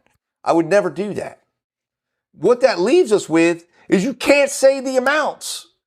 And regardless of whether or not you like it or not, that doesn't count as proof beyond a reasonable doubt, because if you can't say how much was there, you can't say exactly what happened. And if you can't say what happened beyond a reasonable doubt, and that leaves us there. Then you have the idea that you don't know how much is actually in her bloodstream.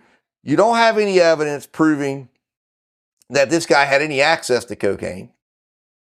You have a comforter who, once again, shows other drugs present, shows cannabis present on there, on the surface. Again, they don't test for it. They don't explore it. They don't look into it. We know there was a cannabis deal being made that day by the victim on behalf of others. We know there's a suggestion in her text message that she may have been consuming drugs. So you can't rule it out. That's the definition of reasonable doubt. And what the state wants is to say, listen, there was a conversation 7 years ago where he talked about maybe putting a day after pill in somebody's drink. This girl here dies of cocaine overdose, or at least there's cocaine in her system. We don't have any evidence it was in a cup. We don't have any way to prove it was in a cup. We have no evidence linking this individual to ever acquiring cocaine, even though he would have had to have somehow acquired it. There's no indication on any of his media, on 5 million data points, that he ever looked up liquid cocaine, ever looked up poisoning, nothing. There's no drug dealer that he's connected to. He's never used drugs. By every account, by everyone who's around him in the Titans organization, and everyone in his life says this guy's a teetotaling guy who's never done a drug in his life. And we're supposed to believe that this individual goes and finds something that is so rare that the investigator has never even heard of it, that Carney, the medical examiners, never even heard of it or really doesn't know much about it, that the lead investigator's having to go Google about it. And on top of that, we find out this lead investigator's never ever investigated a poisoning case. which of course offers an explanation as to why it was so poorly handled, right? Why it was so poorly handled. But the bottom line is, and this is the case that's before the jury, and the prosecution clearly, again, it's like we're in the Pinot case all over again. This case makes it to the jury, and they're just hoping that the jury's going to get emotional and that they're going to overlook proof beyond a reasonable doubt. They're going to overlook the fact that the evidence doesn't actually exist, and they're going to say, just cross the bridge. The way I would equate this to, and the way my dad used to say, it's like this. You get to a body of water, and what you're basically asking the jury to say, you can see you're standing there across this body of water that you can't cross because there's no boat, there's no raft, there's no nothing, there's no lily pads, there's nothing there to get you across. You're just looking across. And you go, man, there's guilt, there's proof, there's beyond a reasonable doubt. But you can't get over there. So what the prosecution's going to do is they're going to try to convince you that you're there. They're going to try to convince you that the water doesn't exist and you're there and that seeing it is enough. But seeing it's not enough. You've got to be there. You've got to cross that water. You've got to cross that river. You've got to get over there. And that's what the jury's got to decide. What exactly gets them over there? Where? How do they get over there? How can they connect it? What's the piece? They're standing there. They can see it. They can see how he could be guilty. But they don't have the evidence that he is. They don't have how it got in the cup. They don't have the cup. They don't have the medical stuff. They don't have anything. And they had it. They had the potential to get it. But police incompetence, the police's failure to investigate didn't allow it to happen. So now the prosecution's going to ask this jury to say, can you get across there? Will you just ignore that? Just act like we're over there. Anyways, let's see what Justice AI has to say here. We're going to ask it, please. Let me switch my side here. Please review the transcripts of the trial and all sources, and render and act as if the defense rests without presenting a case, and issue your verdict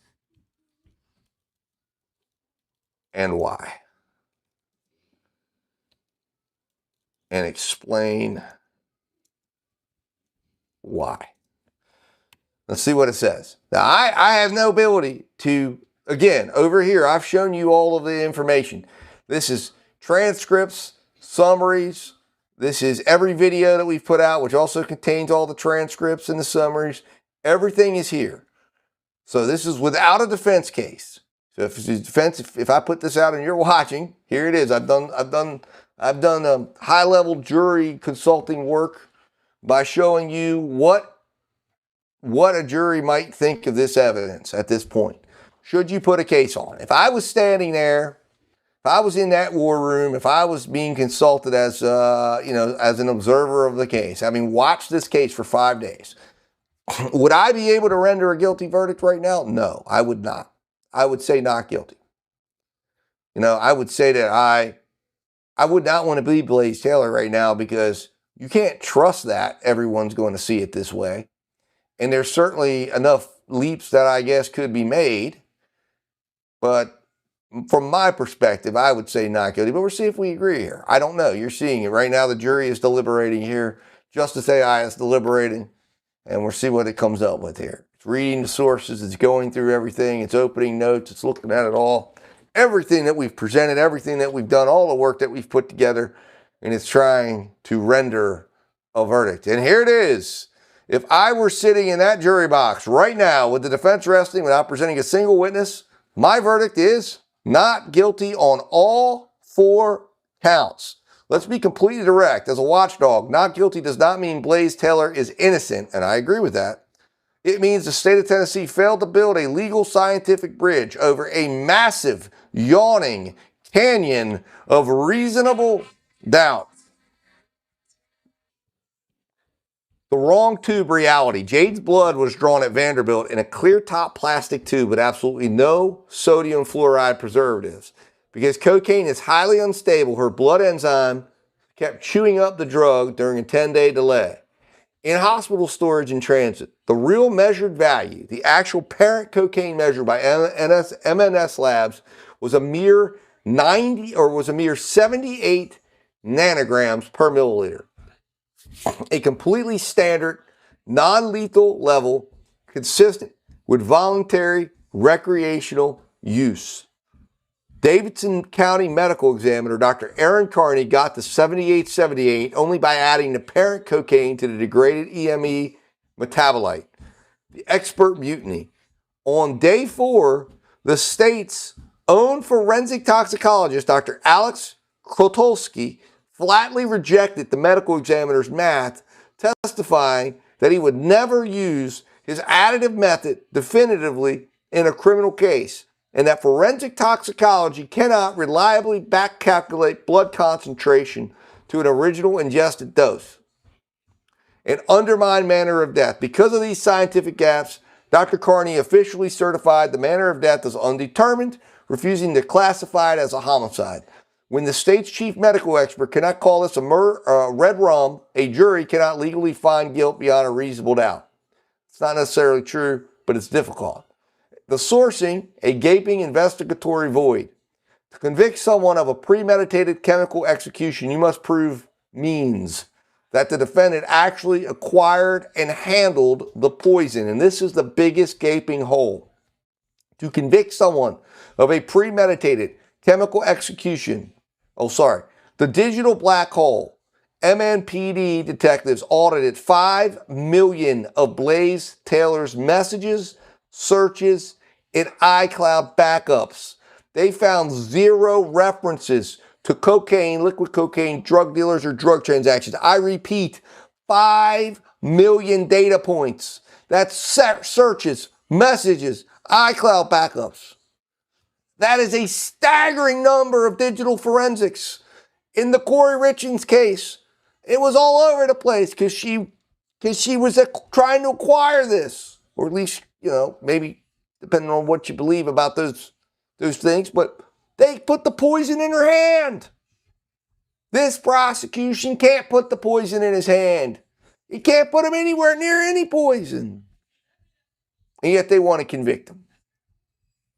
How? How do we get to this point in America? That's not how this works. We are not a country where our legal system says you're guilty first and then you've got to disprove it. No, you're innocent first and they've got to prove you guilty. The active alternative. Conversely, Jade Benning's phone revealed she had an active text relationship with a dealer stored as Danny Weed. On the morning of her collapse, Jade texted Danny trying to buy a half. A confession of lazy police work. Homicide detective Adam Reese made the stunning admission on the stand that he never once contacted Danny, never checked if they met, and never followed the drug trail. The state is asking the jury to sentence a man to life without parole while completely ignoring the active drug transaction that occurred the very morning the victim collapsed. The crime scene, rogue civilians and staged evidence. Under the Constitution, how evidence is handled matters. In this case, the crime scene was left completely unsecured, allowing civilians to systemically compromise the physical evidence. Civilian cleaning crew, grieving friends and family members entered the apartment before the police ever processed it. Lauren Weber entered the night Jade was hospitalized. The next day, Stephanie Franklin, Najah Jackson, and others entered wearing hospital gloves, physically moved the kitchen security camera, and bagged up the vomit-stained comforter. Staging the counter, CSI Jason Terry admitted that before he took overall photos of the kitchen island, homicide detectives prematurely removed bottles from the refrigerator and staged them on the counter. The missing pink cup, most damning of all, the primary vessel of the alleged poison, the pink cup sitting next to Jade's sink, was visible in the friend's own video walkthrough. Yes, police completely failed to collect, swab, or even test this cup. It was simply left behind and lost forever. The closing arguments lens. This is where the battle is won. When both sides stand up to give their final pitch, the defense has an ironclad argument that the state of Tennessee simply cannot answer.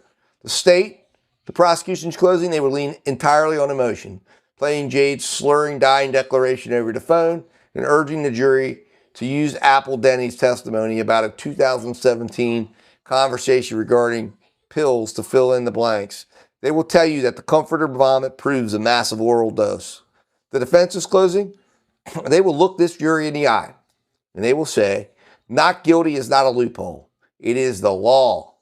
The state wants you to convict a man of a double homicide without proving he ever possessed cocaine.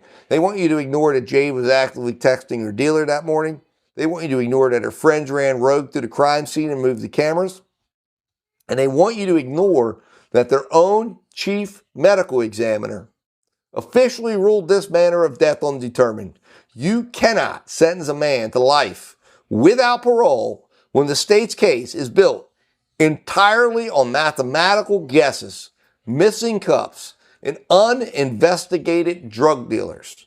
Because the state has failed to secure the primary crime scene, failed to investigate Jade's active sourcing that day, failed to produce a single expert who will testify to a definitive homicidal dose, the prosecution has not met the high standard of proof beyond a reasonable doubt. If I were in that box, my hand would be forced by the Constitution, not guilty. What's your read of this evidence? And do you think the emotional weight of Jade's last words is enough to make a jury ignore these massive gaps?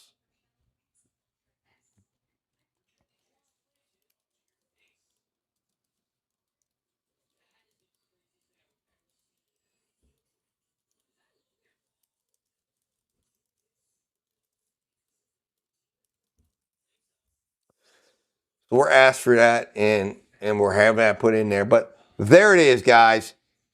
That is the verdict rendered by Justice AI with the entire transcript in front of it, analyzing it in the lens of a juror, looking at it and saying, this is what I see. This is what I believe the verdict should be. And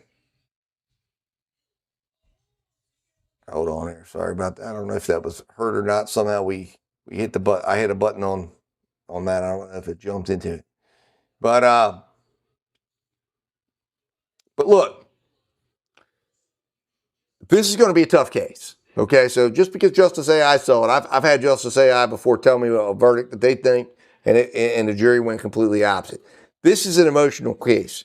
This is a case that will get to the jury. This is a case that I believe there's an 80% chance we have arrested defense tomorrow, and I would not think that's a bad decision. I don't know what else the defense might have. I know they got 10 witnesses on queue. There may be some witnesses that they're going to call regardless that they would never consider arresting without it, but I would tell you that right now they have a fantastic closing argument already laid out for them based on their cross-examinations, based on the witness testimony, and based on the evidence presented. But also, on the other side of that, there's also a very compelling narrative that the state can put in front of this jury. And that narrative is this. That narrative is this. And it is that you have a man, and again, I can absolutely see this. So I can see how the jury could convict in this case. Because in my mind, what I see happening in this case, and it's really a question for me, again, I'm standing on the edge of that. I made this journey.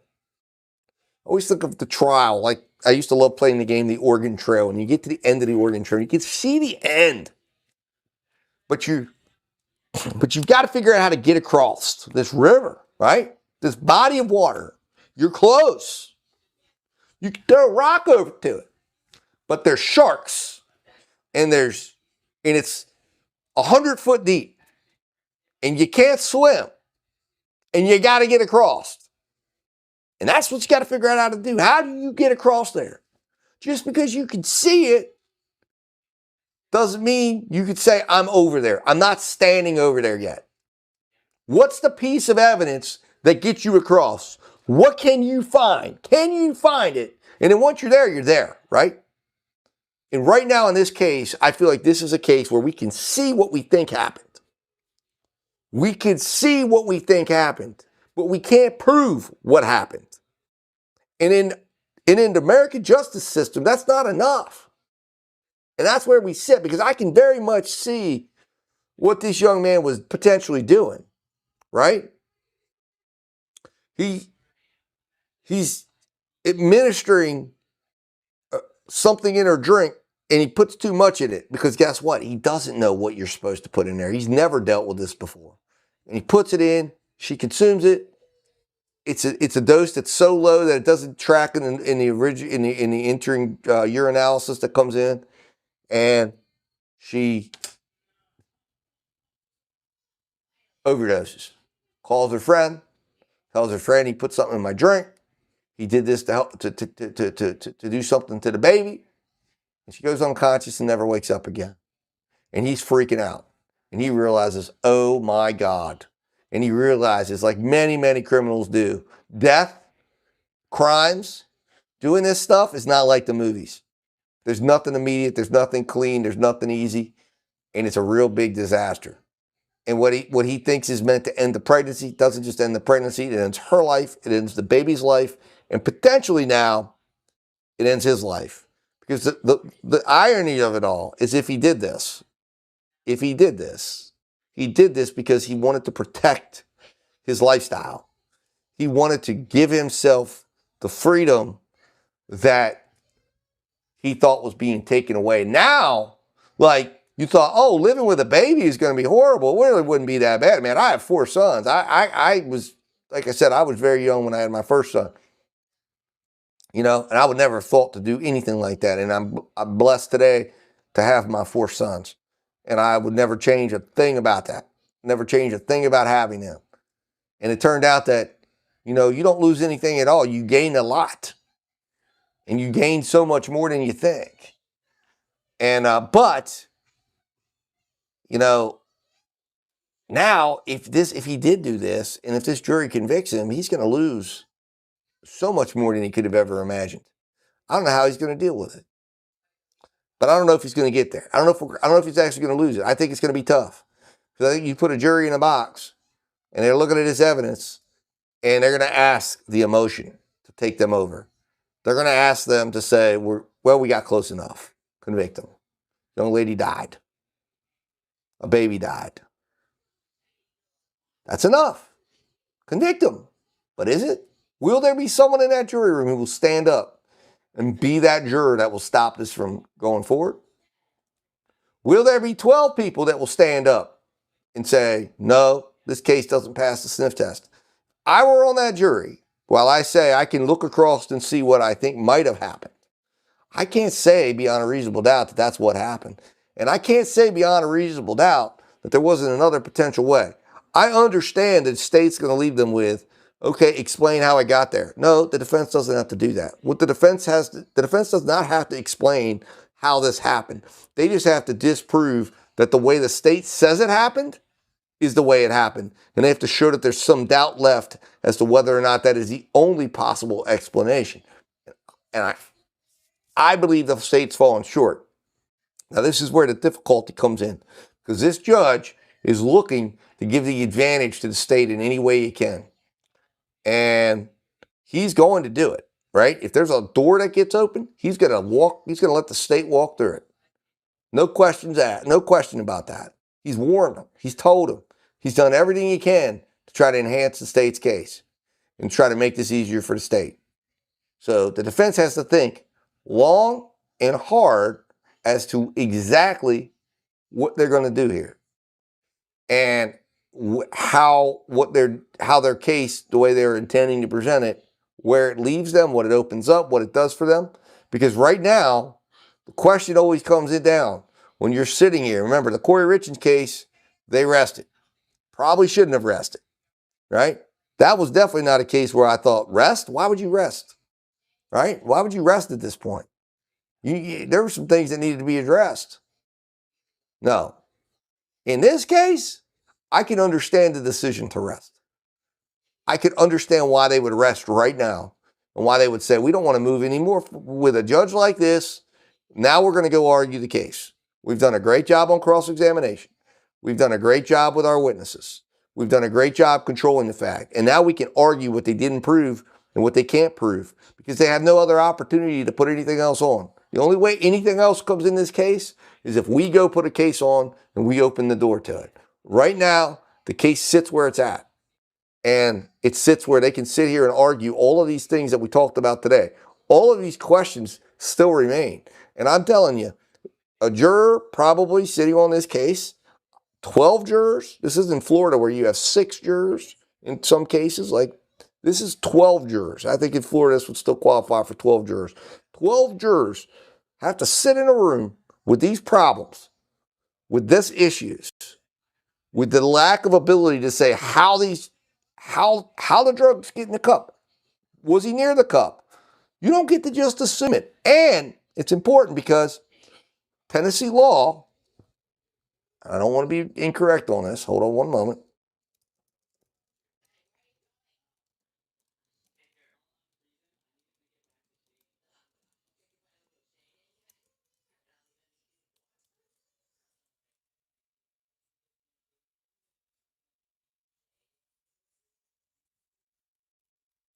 Okay, so on the topic of mere presence, the statute of under Tennessee's criminal responsibility statute, a person is criminally responsible for an offense, and this is TCA 3911402, is criminally responsible for an offense committed by the conduct of another if they act with the intent to promote or assist the commission of the offense, or if they aid, associate, or attempt to aid in its planning.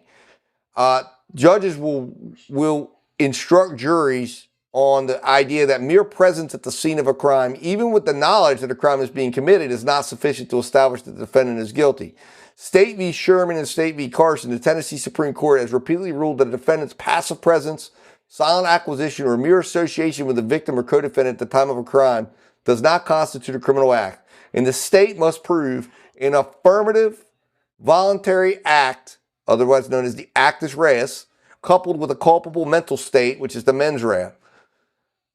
The reason why this is important, and then you've got an Arizona case, which is relevant to this, which is State v. Smith, and it talks about mere presence, which means mere presence is more than a lack of criminal intent. It refers to passivity or non-participating in a crime. Guilt cannot be established by the defendant's mere presence at a crime scene, mere association with another person at a crime scene, or mere knowledge that a crime is being committed. The fact that the defendant may have been present or knew that a crime was being committed does not in and of itself make the defendant guilty of the crime charged. To win a conviction, the state must prove active, knowing, and intentional participation or constructive possession of the instrument of death. This is why it's so important. They can't put, why the defense's idea here, they can't put the cup in his hand. They can't put the drugs in his hand.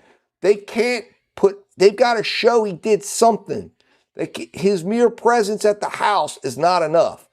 The entire case that Detective Adam Reese, admits, under cross, he admits that the state's case is entirely circumstantial.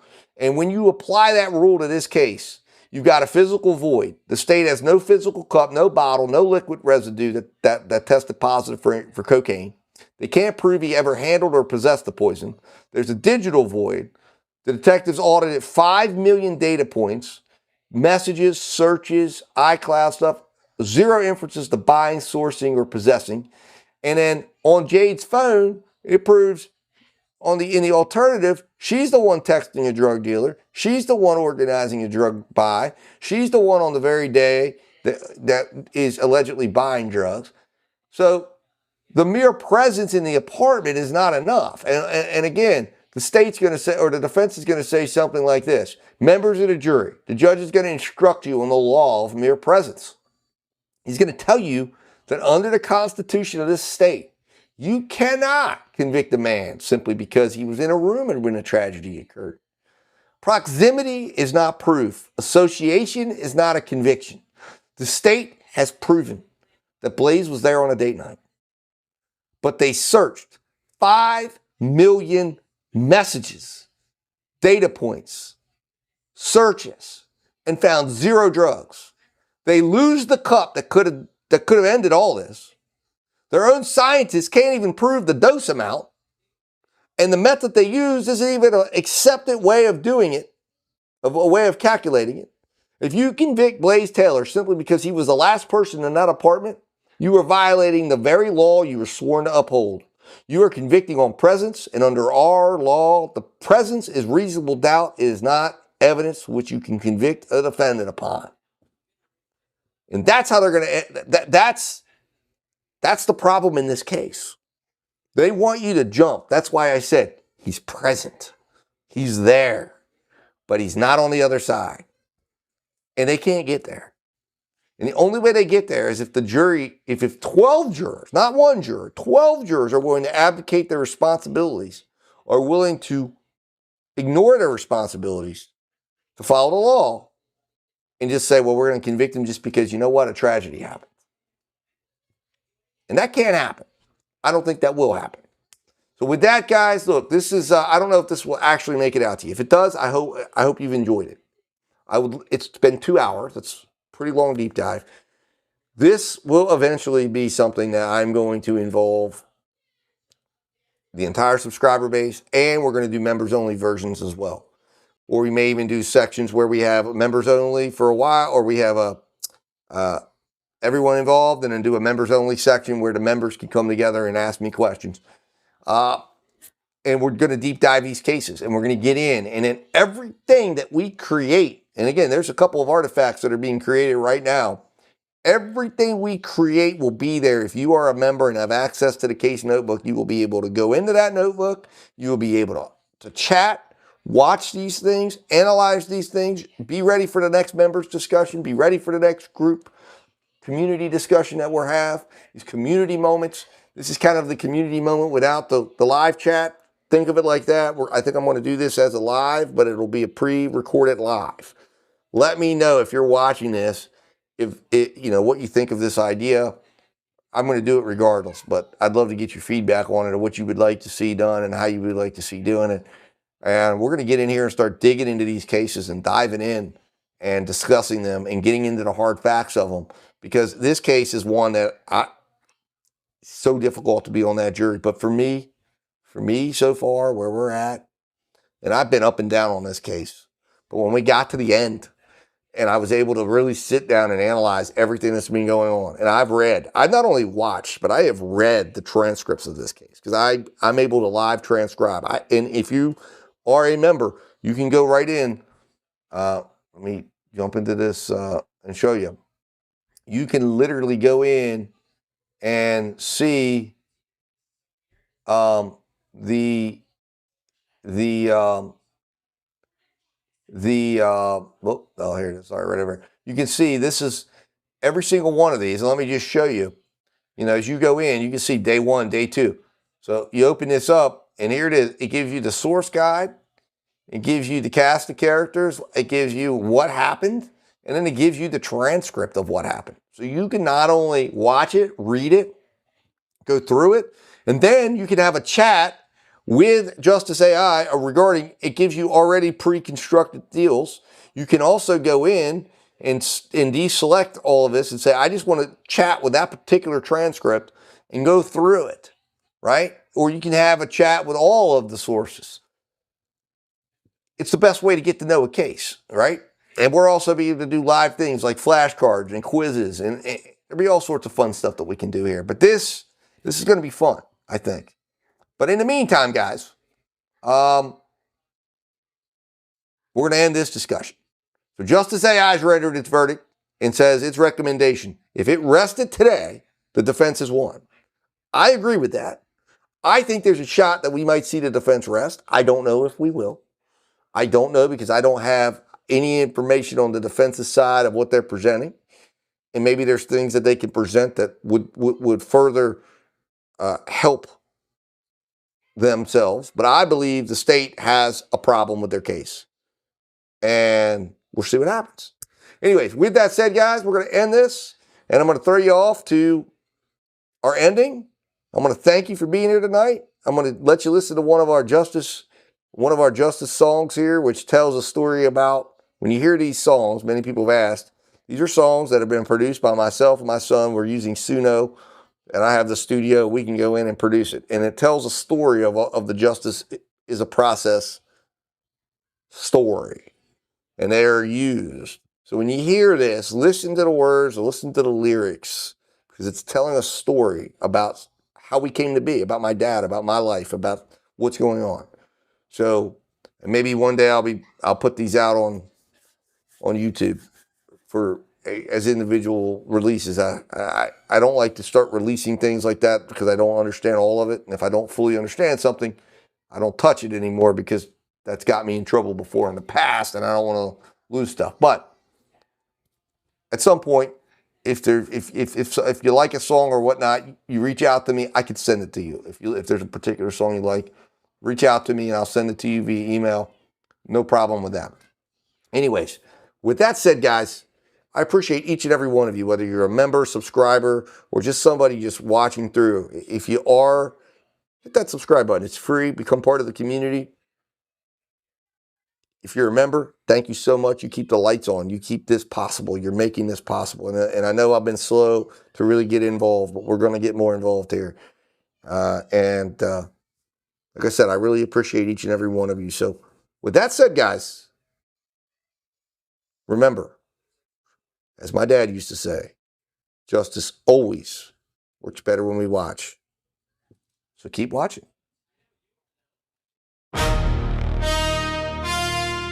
They said he built a machine. They were right.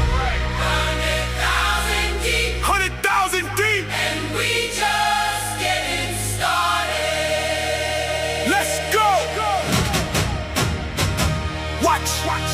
Started with a vision in a coffee shop dream. 2 years later, got 100,000 on the stream. Adults in the launch, Tucker Pro, seat broke through. Folio got us cooking every case. The channel grew. Koenig in Hawaii, digs up in Mass. Dykeman in Wisconsin, every courtroom on the glass. Miracle, Stonewall, church the dock and never light. 7 videos a day, 30 minutes from the night. Drop them on the channel, watch them climb the algorithm. Watch the prosecutor flinch when they hear the justice rhythm. Adults in the catalyst, but we ain't never stopping. 100,000 soldiers and the count keep on dropping. 100,000 deep. Let's go. The machine is here. 100,000 deep. Every prosecutor fear. 100,000 strong. We can't disappear. 100,000 eyes watching every gear.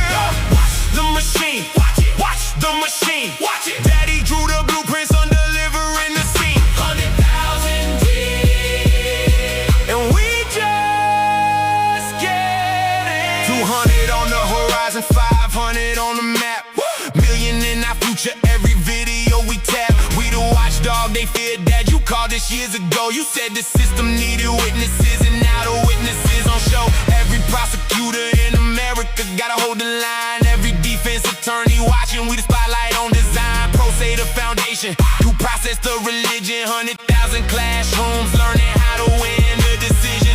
This ain't a channel, this a movement at this point. Every comment is a teacher, every video a joint that cracks the system open, lets the people see the truth. We the machine, they fear that. We keeping every proof. 100,000 deep. Let's go. The machine is here. 100,000 deep. Every prosecutor fear. 100,000 strong. We can't disappear. 100,000 eyes watching every gear. Watch the machine. Watch it. Watch the machine. Watch it. Daddy drew the blueprints on delivering the scene. 100,000 deep. And we just get. Look at where we started. Look at where we be. A coffee shop dream to 100K family. A father in the ground, but his fight is right here. Every video another reason for the system to fear. Look at where we going. Look at what we'll do. 200K then 5, then a million coming through.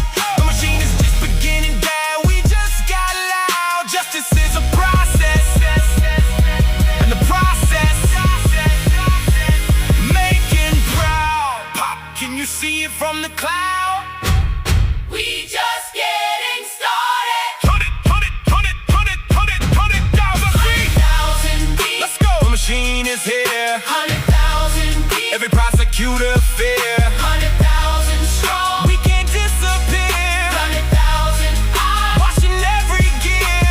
Watch The machine. Watch it. Watch the machine. Watch it.